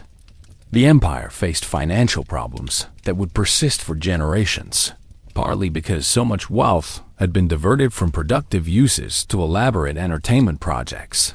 Most importantly, the aftermath revealed that the fundamental problems with absolute imperial power couldn't be solved simply by replacing bad emperors with good ones. The institutional framework that had enabled Commodus's excess remained intact, meaning that future emperors would continue to have the same unlimited authority that could be used for entertainment, corruption, or any other purpose that struck their fancy. The challenge wasn't finding better emperors, it was creating systems that could function effectively, regardless of the personal character and preferences of individual emperors. The post-Commodus era introduced a new generation of imperial figures who had learned important lessons about the relationship between personal behavior and political survival, though not necessarily the lessons that political theorists would have preferred. These new players approached imperial power with more sophisticated understanding of how to balance personal gratification with political necessity, creating systems that were more sustainable, but not necessarily more ethical. Emperor Septimius Severus represented the evolution of imperial leadership from amateur enthusiasm to professional competence. Unlike Commodus, who had treated the empire like his personal entertainment venue, Severus understood that imperial power was a business that required careful management to remain profitable. He restored military discipline, reformed imperial finances, and generally approached governance like a competent CEO rather than an enthusiastic hobbyist. But Severus also demonstrated how the lessons of imperial excess could be applied more efficiently. Instead of wasting resources on elaborate but pointless entertainments, he directed imperial wealth toward military expansion and building projects that served both personal glorification and practical purposes. His approach was like upgrading from an amateur party planner to a professional event coordinator, more effective, but still fundamentally focused on demonstrating power through spectacular displays. The new imperial administration included professionals who had survived the transition from entertainment-focused to efficiency-focused governance. These weren't just bureaucrats, they were specialists in managing the practical aspects of absolute power while maintaining the symbolic importance of imperial authority. Palace staff learned to be flexible about their job descriptions, ready to support whatever approach to imperial leadership their current employer preferred. Julia Domna, Severus's wife, played a crucial role in developing what we might call imperial brand management. She understood that public perception of imperial behavior was as important as the actual behavior, and worked to create an image of imperial dignity and competence that could survive occasional lapses in imperial judgment. Her contributions included developing more sophisticated approaches to imperial propaganda that emphasized results rather than spectacle. Their roles differed significantly from earlier imperial figures because they had the benefit of learning from Commodus's mistakes. They understood that imperial excess needed to serve practical purposes, building public support, demonstrating imperial power to foreign enemies, or providing economic benefits to important constituencies. Their entertainments were still elaborate, but they were elaborate with purpose rather than elaborate for its own sake. The military commanders who rose to prominence during this period represented a new generation of Roman leadership that understood how imperial entertainment culture had weakened military effectiveness. These officers had watched professional soldiers being diverted to provide security for gladiatorial performances and palace parties, and they were determined to restore the army's focus on actual military objectives rather than imperial hobby support. Most significantly, these new players had to operate in an environment where the precedent existed for eliminating emperors whose behavior threatened imperial effectiveness. This created a system of informal accountability where emperors couldn't completely ignore practical considerations in favor of personal preferences, because doing so might result in sudden career termination. The threat of assassination provided a constraint on imperial behavior that constitutional mechanisms had failed to establish, creating a crude but effective form of performance evaluation for absolute monarchs.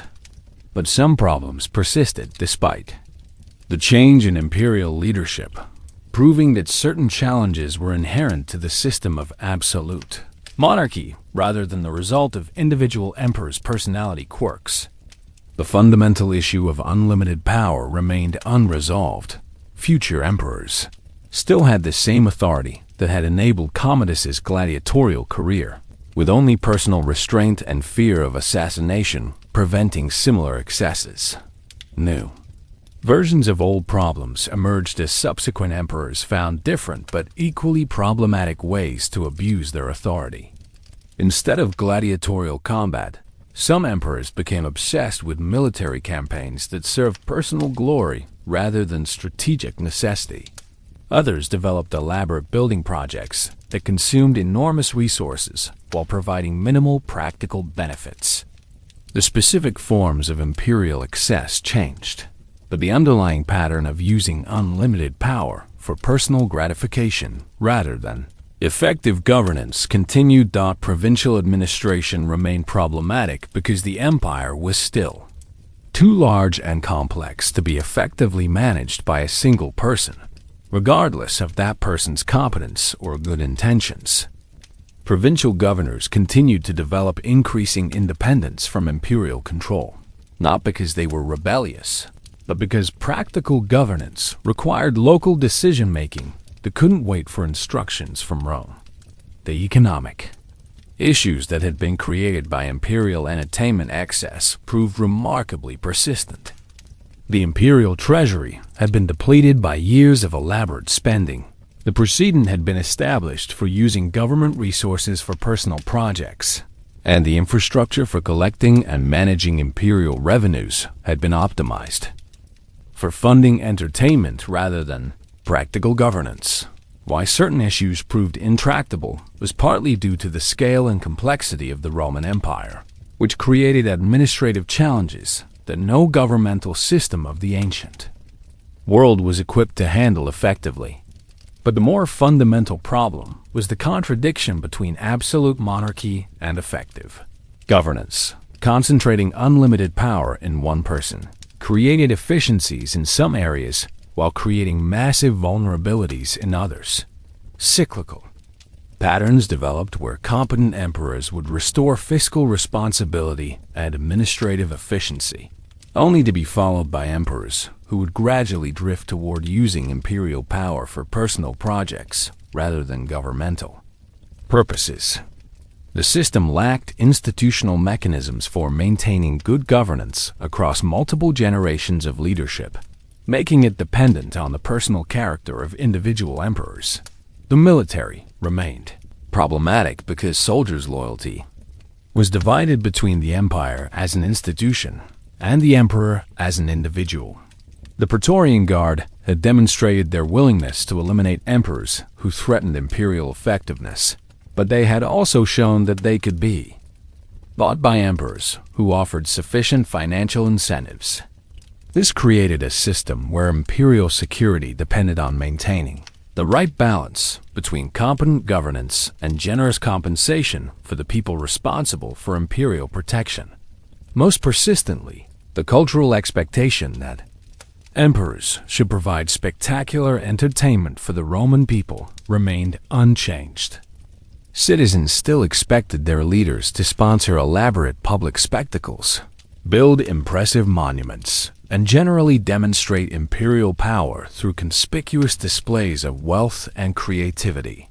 The challenge for post-Commodus emperors was meeting these expectations while avoiding the kind of excess that had proven politically fatal. The fundamental contradiction between republican values and imperial reality also persisted. Roman culture continued to officially emphasize traditional virtues while accepting political systems that concentrated unlimited power in single individuals, who were expected to use that power for both governance and entertainment. Compared to the earlier period of imperial entertainment excess, the post-Commodus era represented a more mature understanding of how absolute power could be exercised effectively. But it also revealed that the fundamental problems with unlimited authority couldn't be solved through better leadership alone. The later emperors were generally more competent and restrained than their entertainment-obsessed predecessors, but they operated within the same institutional framework that had enabled the original excesses. What was unique about the Roman imperial entertainment period was the complete integration of personal gratification with governmental power. Other ancient monarchies had wealthy rulers who spent lavishly on personal pleasures, but the Roman emperors were distinctive in treating the entire apparatus of government as a mechanism for elaborate entertainment production. The palace didn't just house the government, it was redesigned to serve as an entertainment complex that happened to also function as the imperial administration center. What was universal about the Roman experience was the tendency for unlimited power to corrupt practical judgment and divert attention from governmental responsibilities toward personal interests. This pattern appears consistently throughout history when similar concentrations of authority exist, regardless of cultural context or historical period. The specific forms of excess change. Some rulers obsess over entertainment, others over military glory, religious projects, or architectural monuments. But the underlying dynamic remains constant. Lessons that could be learned from the Roman experience include the importance of institutional constraints on executive power, the need for accountability mechanisms that don't depend entirely on the personal character of individual leaders, and the recognition that absolute power creates systemic problems that can't be solved simply by finding better people to exercise that power. Modern democratic systems have attempted to address these problems through constitutional limitations, separation of powers, regular elections, and other mechanisms designed to prevent the concentration of unlimited authority in single individuals. But even modern systems struggle with similar challenges when executive power becomes too concentrated or when democratic accountability mechanisms prove insufficient to constrain problematic behavior. Patterns that repeated elsewhere include the tendency for imperial courts to become centers of elaborate entertainment and conspicuous consumption, the problem of succession in systems where authority is concentrated in single individuals, and the challenge of maintaining effective governance while accommodating the personal preferences and interests of absolute rulers. The Roman experience also demonstrates how economic prosperity can enable political excess. The empire's wealth made elaborate imperial entertainment possible, but that same wealth could have been used for infrastructure, military improvements, or other projects that would have strengthened the empire's long-term prospects. The opportunity costs of imperial excess were significant, even when the immediate effects weren't obviously damaging. Perhaps most importantly, the Roman imperial entertainment period illustrates how cultural values and political systems can diverge in ways that create fundamental contradictions. Roman society officially emphasized traditional virtues, while accepting political arrangements that made the consistent practice of those virtues impossible for the people who held the most power and influence. By the 3rd century AD, signs pointed to fundamental changes in how imperial power could be exercised, as the Roman Empire discovered that the world had become too complex and dangerous for the luxury of emperors, who treated governance like an elaborate hobby. The warning signs were everywhere for anyone paying attention. Barbarian invasions were increasing in frequency and sophistication. Economic problems were becoming chronic rather than temporary, and the military was developing loyalties that had more to do with practical survival than imperial entertainment preferences. What key players could see versus what they missed reveals the challenge of recognizing systemic change while living through it. Military commanders on the frontier could see that barbarian tribes were becoming better organized and more aggressive, but they couldn't necessarily predict that this would make elaborate palace entertainments politically impossible. Provincial governors could see that tax collection was becoming more difficult and expensive, but they couldn't foresee that this would eliminate the resource base that had supported imperial excess. The emperors themselves often missed the most significant warning signs because they were insulated from direct contact with the problems that were developing throughout the empire. Palace life continued to operate according to established protocols, even as the external conditions that had made those protocols possible were rapidly changing. It was like continuing to plan elaborate dinner parties while the house was slowly burning down. Not necessarily illogical from the perspective of people inside the dining room, but increasingly disconnected from broader reality. Resistance to inevitable change came from multiple sources, including palace staff whose careers depended on maintaining traditional imperial entertainment culture, wealthy citizens who enjoyed the spectacles and social opportunities created by elaborate imperial events, and even some military units that had developed specialized roles in providing security for imperial entertainments. The entertainment industry that had grown up around imperial excess also resisted change, since alternative employment opportunities for people whose skills included lion management for imperial combat events and costume design for mythological dinner theater were limited. These professionals had developed expertise that was only valuable in a very specific cultural and political context, and they were understandably reluctant to see that context disappear. Perhaps most significantly, the resistance came from the cultural expectations that had developed around imperial behavior. Roman citizens had grown accustomed to emperors who provided elaborate public spectacles and maintained palace complexes that served as entertainment venues. The idea that emperors might need to focus primarily on military and administrative duties rather than cultural and entertainment functions represented a fundamental shift in how imperial authority was understood and exercised. The broader resistance also reflected the difficulty of distinguishing between necessary changes and temporary adjustments.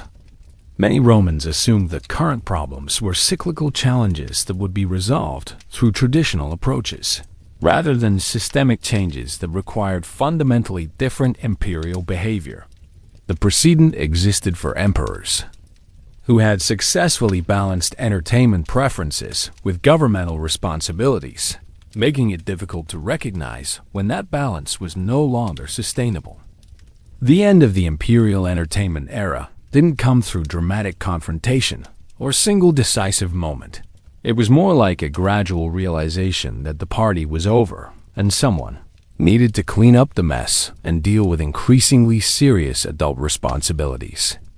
The specific catalyst was the crisis of the 3rd century, when the Roman Empire faced simultaneous military threats, economic collapse, and political instability that made elaborate palace entertainment seem not just inappropriate, but actively dangerous to imperial survival. The final major players included Emperor Aurelian, who represented a new type of imperial leadership focused primarily on military effectiveness and crisis management rather than cultural sophistication or entertainment. Innovation. Aurelian's approach to imperial power was essentially fix the immediate problems first, worry about elaborate dinner parties later, which represented a complete reversal of priorities from the entertainment-focused emperors of previous generations. The last attempts to preserve traditional imperial entertainment culture were both pathetic and somewhat admirable.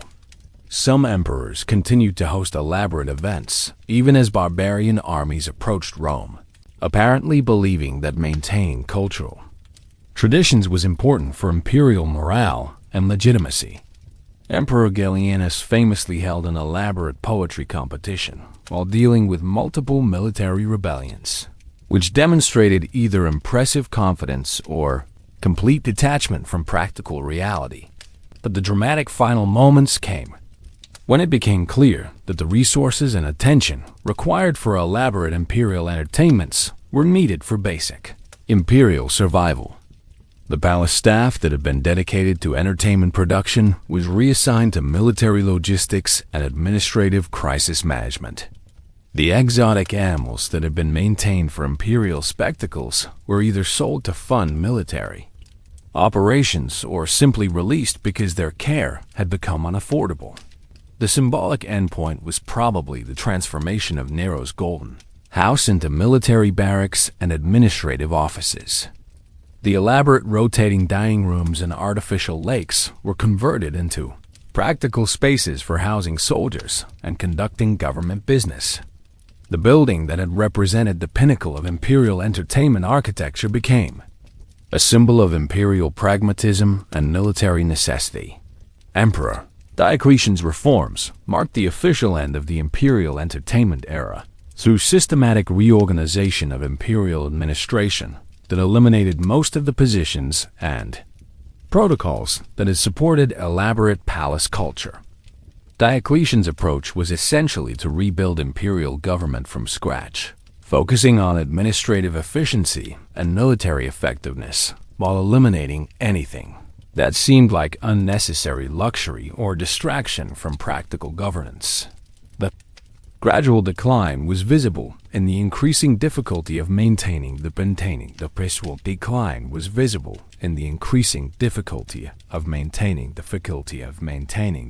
physical infrastructure that had supported imperial entertainments.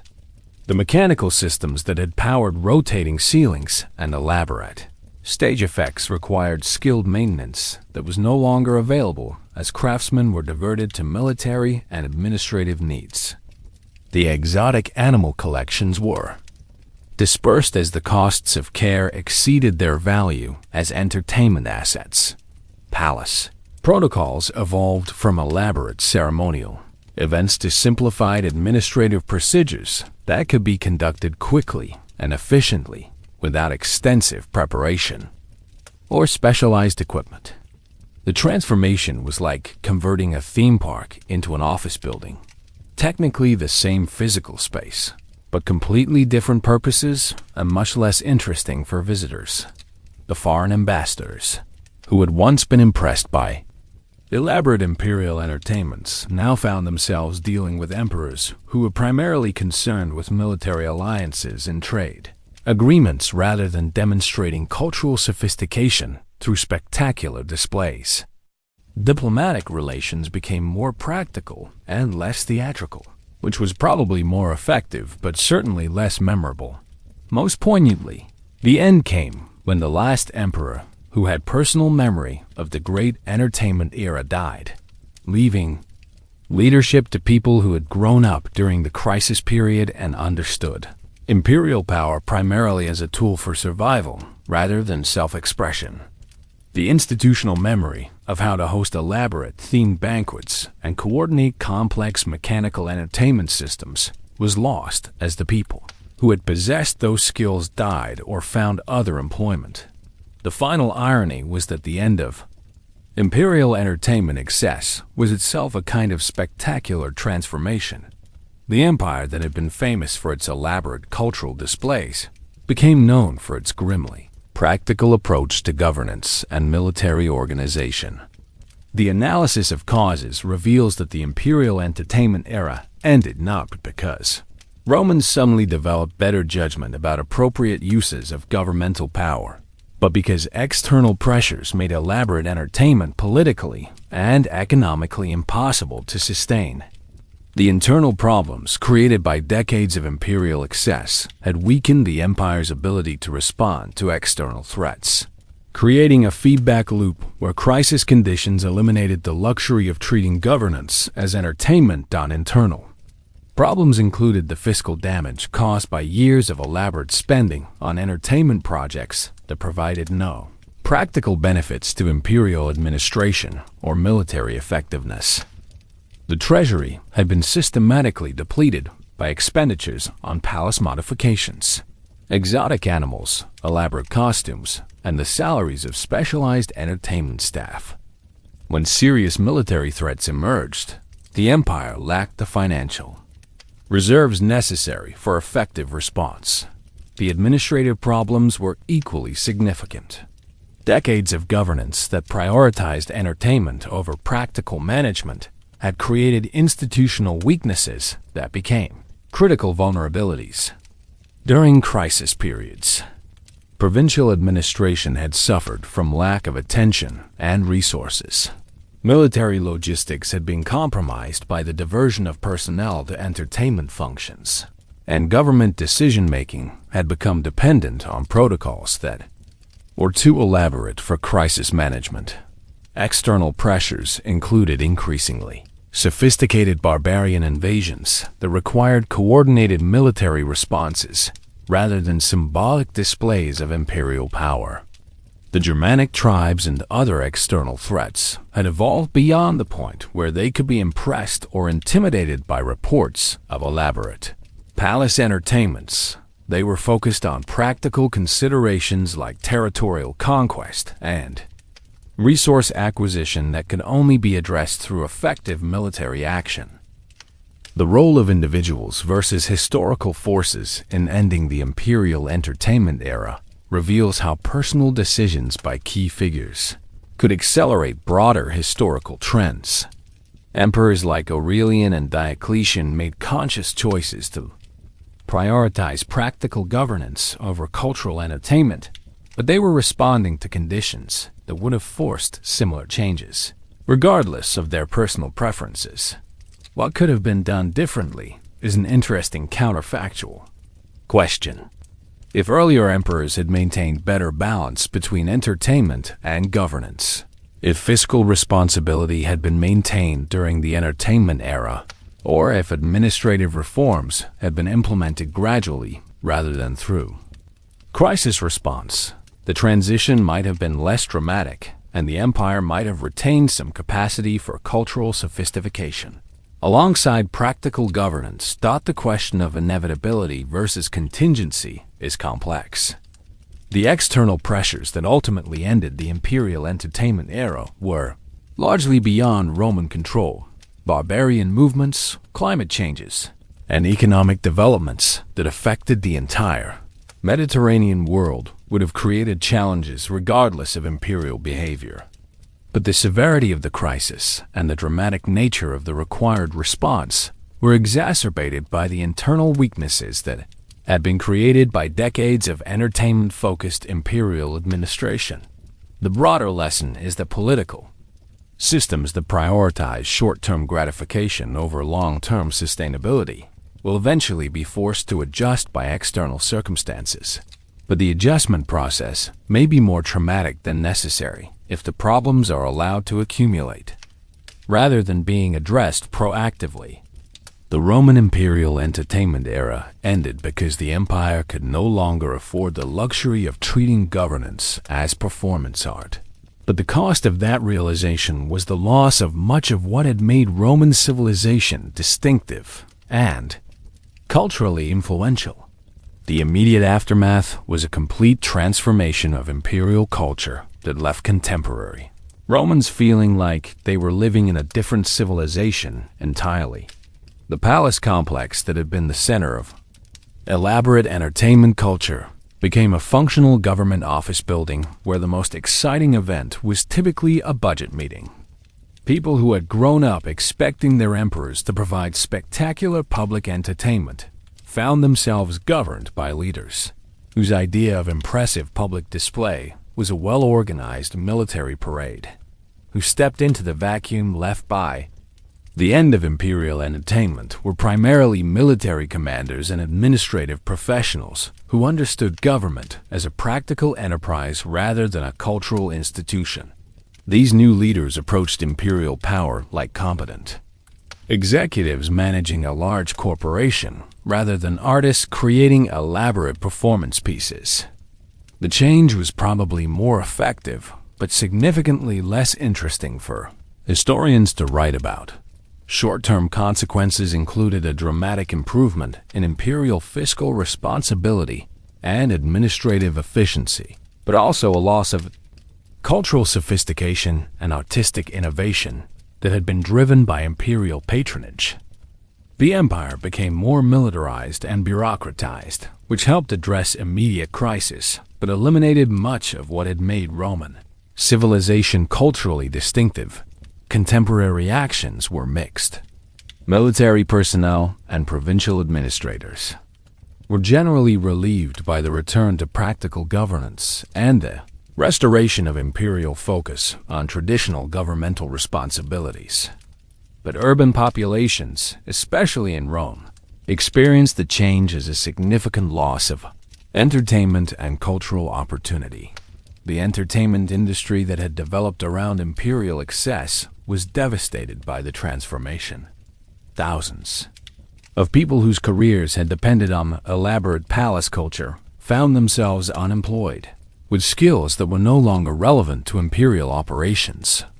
Gladiatorial schools, exotic animal suppliers, costume designers, and specialized craftsmen who had served the entertainment complex had to find alternative employment or relocate to regions where local wealthy families could still afford traditional Roman luxury. Attempts at revival or continuation were generally unsuccessful because the economic and political conditions that had supported imperial entertainment no longer existed. Some wealthy private citizens tried to maintain traditional Roman entertainment culture through personal events and private spectacles, but they lacked the resources and authority necessary to recreate the scale and sophistication of imperial entertainments. The cultural memory of the imperial entertainment era was preserved primarily through literature and historical accounts, but the practical knowledge of how to organize and conduct elaborate spectacles was largely lost. Future generations would read about the rotating dining rooms and elaborate themed banquets, but they would lack the technical expertise and institutional framework necessary to recreate such events. Most significantly, the immediate legacy included a fundamental redefinition of what imperial leadership meant and what Roman citizens could expect from their government. The change represented a shift from imperial power as cultural expression to imperial power as practical administration, more effective for governance, but much less inspiring for the imagination. The legacy of imperial Roman entertainment culture shaped European concepts of monarchy and governmental power for over a millennium, though usually as an example of what not to do rather than a model to emulate. Later generations viewed the era with a mixture of fascination and horror, creating myths about Roman excess that were simultaneously exaggerated and understated. Exaggerated in terms of the moral depravity involved, understated in terms of the sheer logistical complexity of organizing rotating dining rooms and line-fighting schedules. Specific influences on later developments included the establishment of entertainment as a legitimate function of governmental power, though future monarchs were generally more cautious about the balance between spectacle and administration. Medieval and Renaissance courts incorporated elements of Roman imperial entertainment culture, elaborate banquets, theatrical performances, and architectural displays of power, but they typically maintained better separation between personal entertainment and governmental responsibilities. How later generations viewed the imperial entertainment era reveals changing attitudes about appropriate uses of political power. Medieval chroniclers often emphasized the moral lessons of imperial excess, using stories about Caligula's horse consul and Nero's golden house as warnings about the corrupting effects of absolute power. Renaissance humanists were more interested in the artistic and architectural innovations that had been driven by imperial patronage, viewing the period as an example of how unlimited resources could drive cultural achievement even when applied to questionable purposes. The myths versus realities that developed around imperial entertainment culture created a persistent problem for historical understanding. Popular culture tends to focus on the most dramatic and scandalous elements: emperors fighting gladiators, elaborate orgies, and architectural excess, while missing the more significant aspects like the administrative innovations, engineering achievements, and economic impacts that were actually more historically important. Why the imperial entertainment era remained important to later historians was partly because it represented such a pure example of how unlimited power could be exercised without external constraints. The period provided a kind of natural experiment and absolute monarchy that revealed both the creative potential and destructive tendencies that emerge when individual preferences become governmental policy, without meaningful oversight or accountability mechanisms. The era also remained relevant because it demonstrated how cultural sophistication and governmental effectiveness could diverge in unexpected ways. The same period that produced remarkable innovations in architecture, engineering, and entertainment also created serious problems in military readiness, fiscal responsibility, and administrative competence. This contradiction challenged simple assumptions about the relationship between cultural achievement and political success. Academic study of the imperial entertainment period evolved from moral condemnation to more sophisticated analysis of the political, economic, and social factors that enabled such elaborate excess. Modern historians recognize that the emperor's entertainment preferences weren't just personal quirks, but reflected broader patterns in how absolute power tends to be exercised when sufficient resources are available and external constraints are minimal. The period also influenced later understanding of the relationship between political legitimacy and public entertainment. The Roman emperor's use of spectacle and elaborate display to maintain popular support became a model that was studied and sometimes emulated by later rulers who faced similar challenges in maintaining authority over large, diverse populations. Most significantly, the imperial entertainment era established precedents for how governmental resources could be used for projects that served symbolic rather than practical purposes. The tradition of monumental architecture, public spectacles, and elaborate court ceremonies that characterized European monarchy for centuries drew directly from Roman imperial models, though usually with more restraint and better integration with actual governmental functions. Today, we can see echoes of Roman imperial entertainment culture in contemporary politics, celebrity culture, and corporate leadership, though the specific forms have evolved to match modern technologies and social structures. The fundamental pattern of unlimited resources plus minimal accountability equals increasingly elaborate personal projects remains remarkably consistent across different historical periods and cultural contexts. Modern examples include political leaders who treat government resources as personal entertainment budgets, using official functions for elaborate displays that serve symbolic rather than practical purposes. The tendency for powerful individuals to confuse personal gratification with public service appears consistently in contemporary politics, from leaders who prioritize photo opportunities over policy implementation to officials who spend more time on personal branding than administrative responsibilities. The corporate world provides particularly clear parallels to imperial entertainment excess. CEO compensation packages that include elaborate perks, company resources used for personal entertainment, and corporate facilities designed primarily to demonstrate executive status rather than serve business purposes all echo the Roman pattern of using institutional power for individual gratification.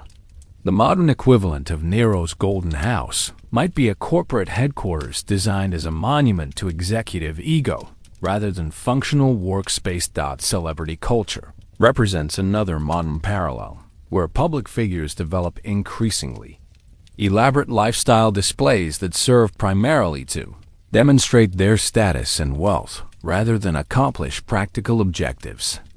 The Roman emperor's approach to using unlimited resources for spectacular personal entertainment finds direct echoes in contemporary celebrity behavior, from elaborate parties to architectural excess to public performances that prioritize personal expression over professional responsibilities. What hasn't changed about human nature is the tendency for people with unlimited resources and minimal constraints to use those advantages for increasingly elaborate personal gratification, regardless of the broader implications for their institutions or responsibilities. The specific forms change. Modern excess tends to involve technology, travel, and lifestyle luxury rather than gladiatorial combat and rotating dining rooms. But the underlying psychological patterns remain consistent. Similar patterns in different contexts include academic institutions where administrators use educational resources for personal projects that serve ego rather than educational mission. Nonprofit organizations where leadership diverts charitable resources toward elaborate personal arrangements, and religious institutions where authority figures use institutional power primarily for personal comfort and status display. The lessons for contemporary issues include the importance of institutional accountability mechanisms that don't depend entirely on the personal restraint of individual leaders, the need for transparency in how institutional resources are used, and the recognition that power tends to corrupt judgment in predictable ways that can be addressed through systematic oversight rather than hoping for better individual character. Modern technology has amplified some aspects of the Roman pattern while constraining others. Social media and instant communication make it easier for powerful individuals to create elaborate public displays and seek constant validation for their lifestyle choices. But they also make it harder to conceal inappropriate use of institutional resources or maintain the kind of isolation that enabled Roman imperial excess. The economic parallels are particularly striking. Just as the Roman Empire's wealth enabled imperial entertainment, excess that ultimately weakened the empire's ability to respond to serious challenges, modern economic prosperity can enable institutional leaders to prioritize personal projects over organizational effectiveness in ways that create long-term vulnerabilities. Political accountability mechanisms in modern democratic systems are designed partly in response to historical examples like the Roman imperial period. But they remain imperfect solutions to the fundamental problem of how to constrain the exercise of power by individuals who have strong incentives to use that power for personal rather than institutional benefit. The most significant modern parallel may be the way that organizational culture can evolve to normalize and support excessive behavior by leadership figures. Just as Roman palace culture adapted to accommodate increasingly elaborate imperial entertainment preferences, modern institutions often develop cultures that enable and rationalize problematic leadership behavior rather than constraining it.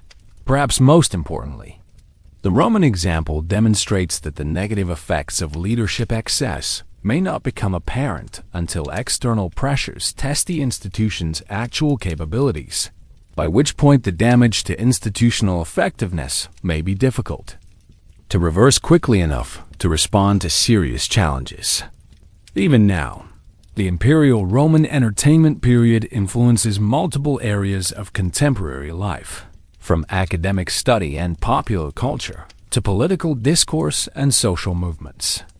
The period provides a rich source of examples for discussions about appropriate uses of governmental power, the relationship between individual behavior and institutional effectiveness, and the long-term consequences of prioritizing short-term gratification over sustainable practices. Academic study of the period continues to generate insights relevant to modern political science, organizational behavior, and leadership studies. The Roman emperors provide case studies in how unlimited power affects individual judgment, how institutional cultures adapt to accommodate problematic leadership behavior, and how external pressures can force rapid organizational change when internal reform mechanisms prove insufficient. Popular culture draws heavily on Roman imperial imagery and stories, though often in ways that emphasize the dramatic and scandalous elements, rather than the more complex political and economic lessons. Movies, television shows, and literature about Roman emperors tend to focus on the entertainment aspects while missing the broader implications for understanding power, accountability, and institutional sustainability. Political discourse frequently, REFERENCE, as Roman imperial excess as a warning about the dangers of concentrated power and insufficient oversight mechanisms. The period provides historical examples that can be used to argue for constitutional limitations, transparency requirements, and accountability mechanisms in contemporary governmental systems. Social movements concerned with economic inequality, corporate accountability, and political reform often use Roman imperial examples to illustrate how extreme wealth concentration and power imbalances can lead to problematic behavior by leadership figures who become isolated from the consequences of their decisions. Why people still care about the imperial entertainment period is partly because it represents such a clear example of how individual character interacts with institutional power in ways that can either strengthen or weaken organizational effectiveness. The stories are entertaining, but they also provide important lessons about human nature and organizational behavior that remain relevant across different historical periods and cultural contexts. The period also continues to influence contemporary thinking about the relationship between cultural sophistication and political effectiveness. The Roman emperors achieved remarkable innovations in architecture, engineering, and entertainment while simultaneously creating serious problems in governance and military readiness, challenging simple assumptions about the relationship between cultural achievement and institutional success. Most importantly, the imperial entertainment era provides historical perspective on contemporary debates about appropriate uses of institutional power, demonstrating both the creative potential and destructive risks that emerge when individual preferences become organizational policy without adequate constraints or oversight mechanisms.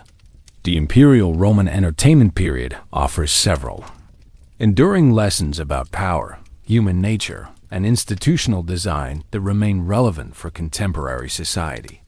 The most fundamental lesson is that unlimited power tends to corrupt practical judgment in predictable ways, regardless of the intelligence, education, or initial good intentions of the people who exercise that power.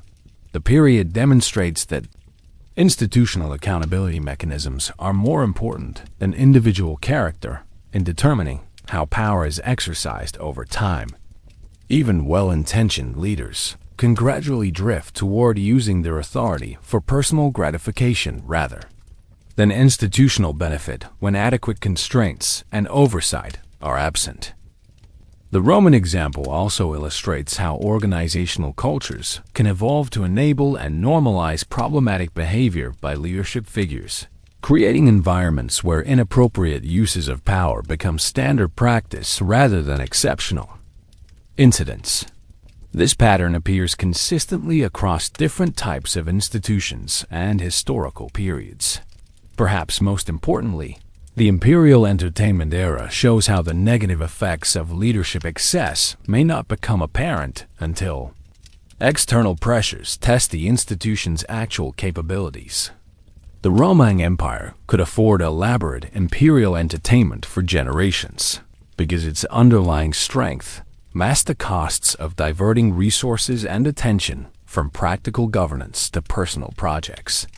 The period also reveals how cultural achievement and institutional effectiveness can diverge in unexpected ways. The same conditions that enabled remarkable innovations in architecture, engineering, and entertainment also created vulnerabilities that ultimately threatened the empire's survival. Finally, the Roman imperial entertainment period demonstrates that systemic problems require systemic solutions rather than simply finding better individual leaders. The underlying institutional framework that enabled imperial excess remained intact even after specific problematic emperors were eliminated, meaning that similar problems could recur unless fundamental reforms addressed the root causes rather than just the symptoms. These lessons suggest that sustainable institutional effectiveness requires ongoing attention to accountability mechanisms, transparency, and the balance between individual authority and collective oversight, regardless of the apparent competence or good character of current leadership. Looking back across nearly 2 centuries of Roman imperial entertainment culture, we've seen how absolute power combined with unlimited resources and minimal accountability created a system where governing the ancient world's largest empire became secondary to hosting the most elaborate dinner parties in human history. The major themes that emerge from this journey reveal patterns about human nature, institutional power, and the relationship between individual behavior and collective consequences that remain remarkably relevant to contemporary society. Key patterns include the predictable progression from practical governance to personal entertainment when external constraints are removed, the tendency for organizational cultures to adapt and normalize increasingly problematic leadership behavior, and the way that short-term thinking can create long-term institutional vulnerabilities that only become apparent during crisis periods. The most surprising discoveries include the sheer logistical complexity involved in organizing imperial entertainment events. The Roman Empire developed entire industries and professional specializations dedicated to supporting elaborate palace culture, from lion maintenance specialists to mythological costume designers to mechanical engineers who built rotating dining rooms. The administrative effort required to coordinate these entertainments was probably comparable to organizing modern military campaigns, except with significantly less practical benefit for imperial effectiveness. Another surprising element was how the entertainment culture created alternative power structures within the imperial system, where success depended as much on one's ability to participate convincingly in elaborate themed parties as on traditional political or military accomplishments. Senators found their careers affected by their enthusiasm for dressing as mythological figures, and military commanders had to balance their professional responsibilities with their roles as entertainment security coordinators. The most important takeaways center on the relationship between power and accountability. The Roman imperial entertainment period demonstrates that even highly intelligent, well-educated leaders will gradually drift toward using their authority for personal gratification, rather than institutional benefit when adequate oversight mechanisms are absent. This isn't a failure of individual character. It's a predictable response to structural incentives that prioritize immediate personal satisfaction over long-term institutional effectiveness.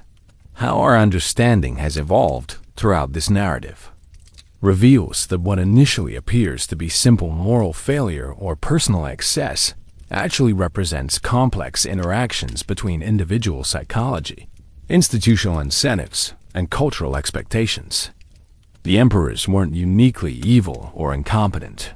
They were responding rationally to a system that rewarded elaborate personal display and provided no meaningful constraints on how imperial power could be exercised. The progression from Caligula's relatively modest bridge-building project to Commodus's full-time gladiatorial career illustrates how unchecked power naturally escalates toward increasingly inappropriate uses unless external forces intervene.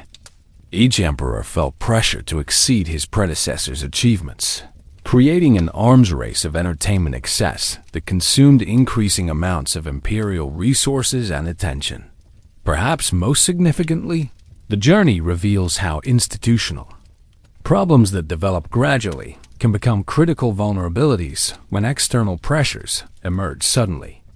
The Roman Empire could afford elaborate imperial entertainment for generations because its underlying strength masked the opportunity costs of diverting resources from practical governance to personal projects. But when serious military and economic challenges emerged, the accumulated effects of decades of misplaced priorities became apparent very quickly.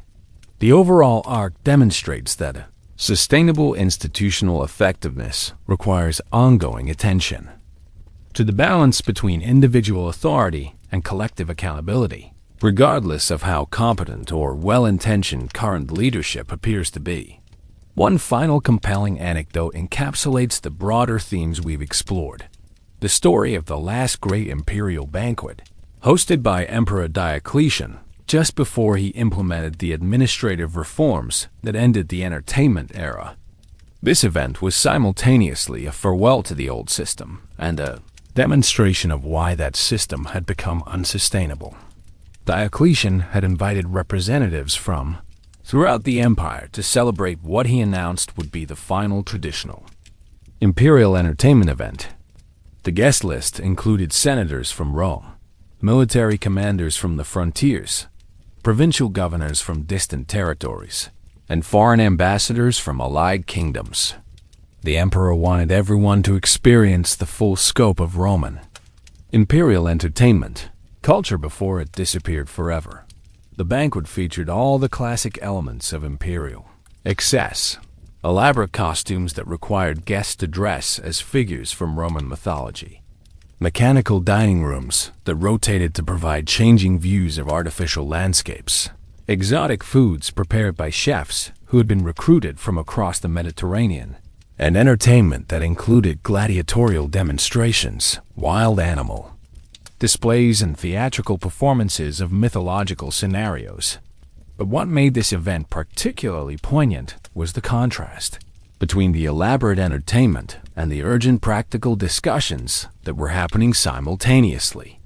While guests were required to maintain their mythological costumes and participate in the evening's themed activities, they were also receiving briefings about barbarian invasion threats, economic crisis management, and military reorganization, plans that would fundamentally transform how the empire operated. The most memorable moment came when a messenger arrived during the main course with urgent dispatches about Germanic tribes crossing the Rhine frontier. Diocletian had to excuse himself from the banquet to coordinate military responses while still wearing his costume as Jupiter, complete with fake beard and lightning bolt accessories. The image of the emperor of the known world conducting crisis management, while dressed as a mythological figure, perfectly captured the absurdity and impracticality of the system he was about to eliminate. Foreign ambassadors later reported that the experience was both impressive and deeply unsettling. They were amazed by the Roman Empire's wealth and technological sophistication, demonstrated through the elaborate mechanical entertainment systems and exotic luxuries. But they were also troubled by the disconnect between the empire's obvious resources and capabilities and the leadership culture that seemed to prioritize personal entertainment over practical governance. The banquet ended at dawn as guests were finally allowed to remove their costumes and discuss the serious business that had been accumulating throughout the evening. Diocletian announced that future imperial events would focus exclusively on administrative and military functions, with entertainment limited to modest receptions that wouldn't interfere with governmental responsibilities. Why this story encapsulates the broader themes is that it demonstrates how the imperial entertainment culture had become simultaneously magnificent and dysfunctional. The Romans had created entertainment experiences that were probably more elaborate and sophisticated than anything achieved before or since. But they had also created a system where those achievements interfered with the DUIA, practical responsibilities that ultimately determined imperial survival. What it reveals about everything we've discussed is the fundamental tension between short-term gratification and long-term effectiveness that appears throughout human history when sufficient resources and power are concentrated in individuals or small groups. The final banquet represented both the pinnacle of human achievement in entertainment and luxury, and a recognition that such achievements were incompatible with the practical demands of governing a complex, threatened empire. The memorable final image is of Emperor Diocletian, still wearing his Jupiter costume, signing military orders by candlelight as his guests finally departed and palace staff began dismantling the elaborate entertainment equipment that would never be used again. It was the end of an era that had lasted for generations, concluded not through moral awakening or constitutional reform, but through the simple recognition that external reality had made internal excess impossible to sustain. As we reach the end of our journey through the corridors of power that doubled as entertainment venues, we're left with a story that's simultaneously uniquely Roman and universally human. The emperors who turned their palace into history's most expensive theme park weren't aliens from another planet. They were people responding to incentives and opportunities in ways that probably seemed logical at the time, even if the results look absurd from our perspective. Their legacy isn't just the architectural ruins and historical anecdotes that continue to fascinate us, but the lessons about how power works, how institutions evolve, and how individual choices can have consequences that extend far beyond the people making those choices. The Roman imperial entertainment period serves as both cautionary tale and reminder that the problems we face in balancing individual authority with collective responsibility aren't new challenges that require completely novel solutions. Perhaps, most importantly, this journey reminds us that history isn't just about distant people doing strange things. It's about recognizable human patterns playing out in different contexts, offering insights that remain relevant for anyone trying to understand how power, responsibility, and human nature interact in complex organizations.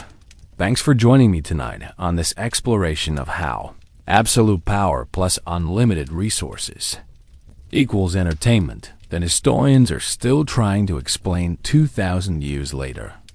And so we close this chapter of Roman history, not with dramatic battles or constitutional crises, but with the quiet recognition that even the most elaborate parties eventually end, and someone always has to clean up afterward. The imperial entertainment era faded not through revolution or moral awakening, but through the simple accumulation of practical pressures that made elaborate personal projects impossible to sustain alongside actual governmental responsibilities. There's something both sad and relieving about this ending. Sad because it marked the loss of a kind of creative ambition and resource dedication that the world had never seen before and would probably never see again. The Roman emperors, whatever their faults, had created entertainment experiences and architectural innovations that pushed the boundaries of what was technically and artistically possible. Their rotating dining rooms, elaborate themed parties, and architectural fantasies represented human creativity, applied with unlimited resources and minimal constraints. But there's also something relieving about the transformation, because it represented a return to sustainability and common sense. The empire that emerged from the crisis period was more practical, more focused, and probably more effective at serving the needs of its citizens. The resources that had been devoted to elaborate entertainment could be redirected toward infrastructure, military defense, and administrative improvements that provided broad benefits rather than narrow personal gratification. The story offers a kind of gentle wisdom about the natural cycles of excess and correction that appear throughout human history. Institutions and individuals tend to push boundaries until external reality provides feedback that forces recalibration. The Roman imperial entertainment period represents an extreme example of this pattern, but the underlying dynamic appears in smaller forms throughout contemporary life. As you drift off to sleep tonight, you might reflect on the parallels between these ancient patterns and modern experiences, the tendency for success to breed overconfidence, the way that abundance can lead to waste, the challenge of maintaining perspective when external constraints are removed. The Roman emperor's story is ultimately about recognizable human tendencies, played out on an imperial stage. But perhaps the most peaceful thought is that history tends toward eventual balance. The excesses that seem permanent and overwhelming from inside the system usually prove to be temporary phases that are corrected through natural processes of feedback and adjustment. The Roman Empire's entertainment period lasted for generations and seemed like it might continue indefinitely, but it was ultimately just one phase in a much longer story of institutional evolution and adaptation. The palace that once hosted elaborate, Mythological dinner parties eventually became a practical government office building. The rooms that had featured rotating ceilings and mechanical entertainment systems were converted to house administrative staff who focused on mundane but important tasks like tax collection and military logistics. The exotic animals were relocated, the elaborate costumes were stored away, and the specialized entertainment staff found new employment in more conventional occupations. In the end, the most lasting legacy of the imperial entertainment era might not be the specific innovations or anecdotes, but the reminder that human institutions are remarkably adaptable. The same empire that had supported elaborate excess when conditions allowed successfully transformed itself into a practical, efficiency-focused organization when circumstances required it. This adaptability suggests that the challenges we face in our own institutions and organizations, while sometimes overwhelming, are not permanent or insurmountable. Like the Roman Empire, we have the capacity to recognize when current approaches are no longer sustainable and to develop new methods that better serve our actual needs and circumstances. So rest easy tonight, knowing that human creativity and institutional resilience have solved seemingly impossible problems before, and will probably continue to do so as long as people remain willing to learn from experience and adapt to changing conditions. The Emperor's party is over, but the story of human adaptation and problem-solving continues.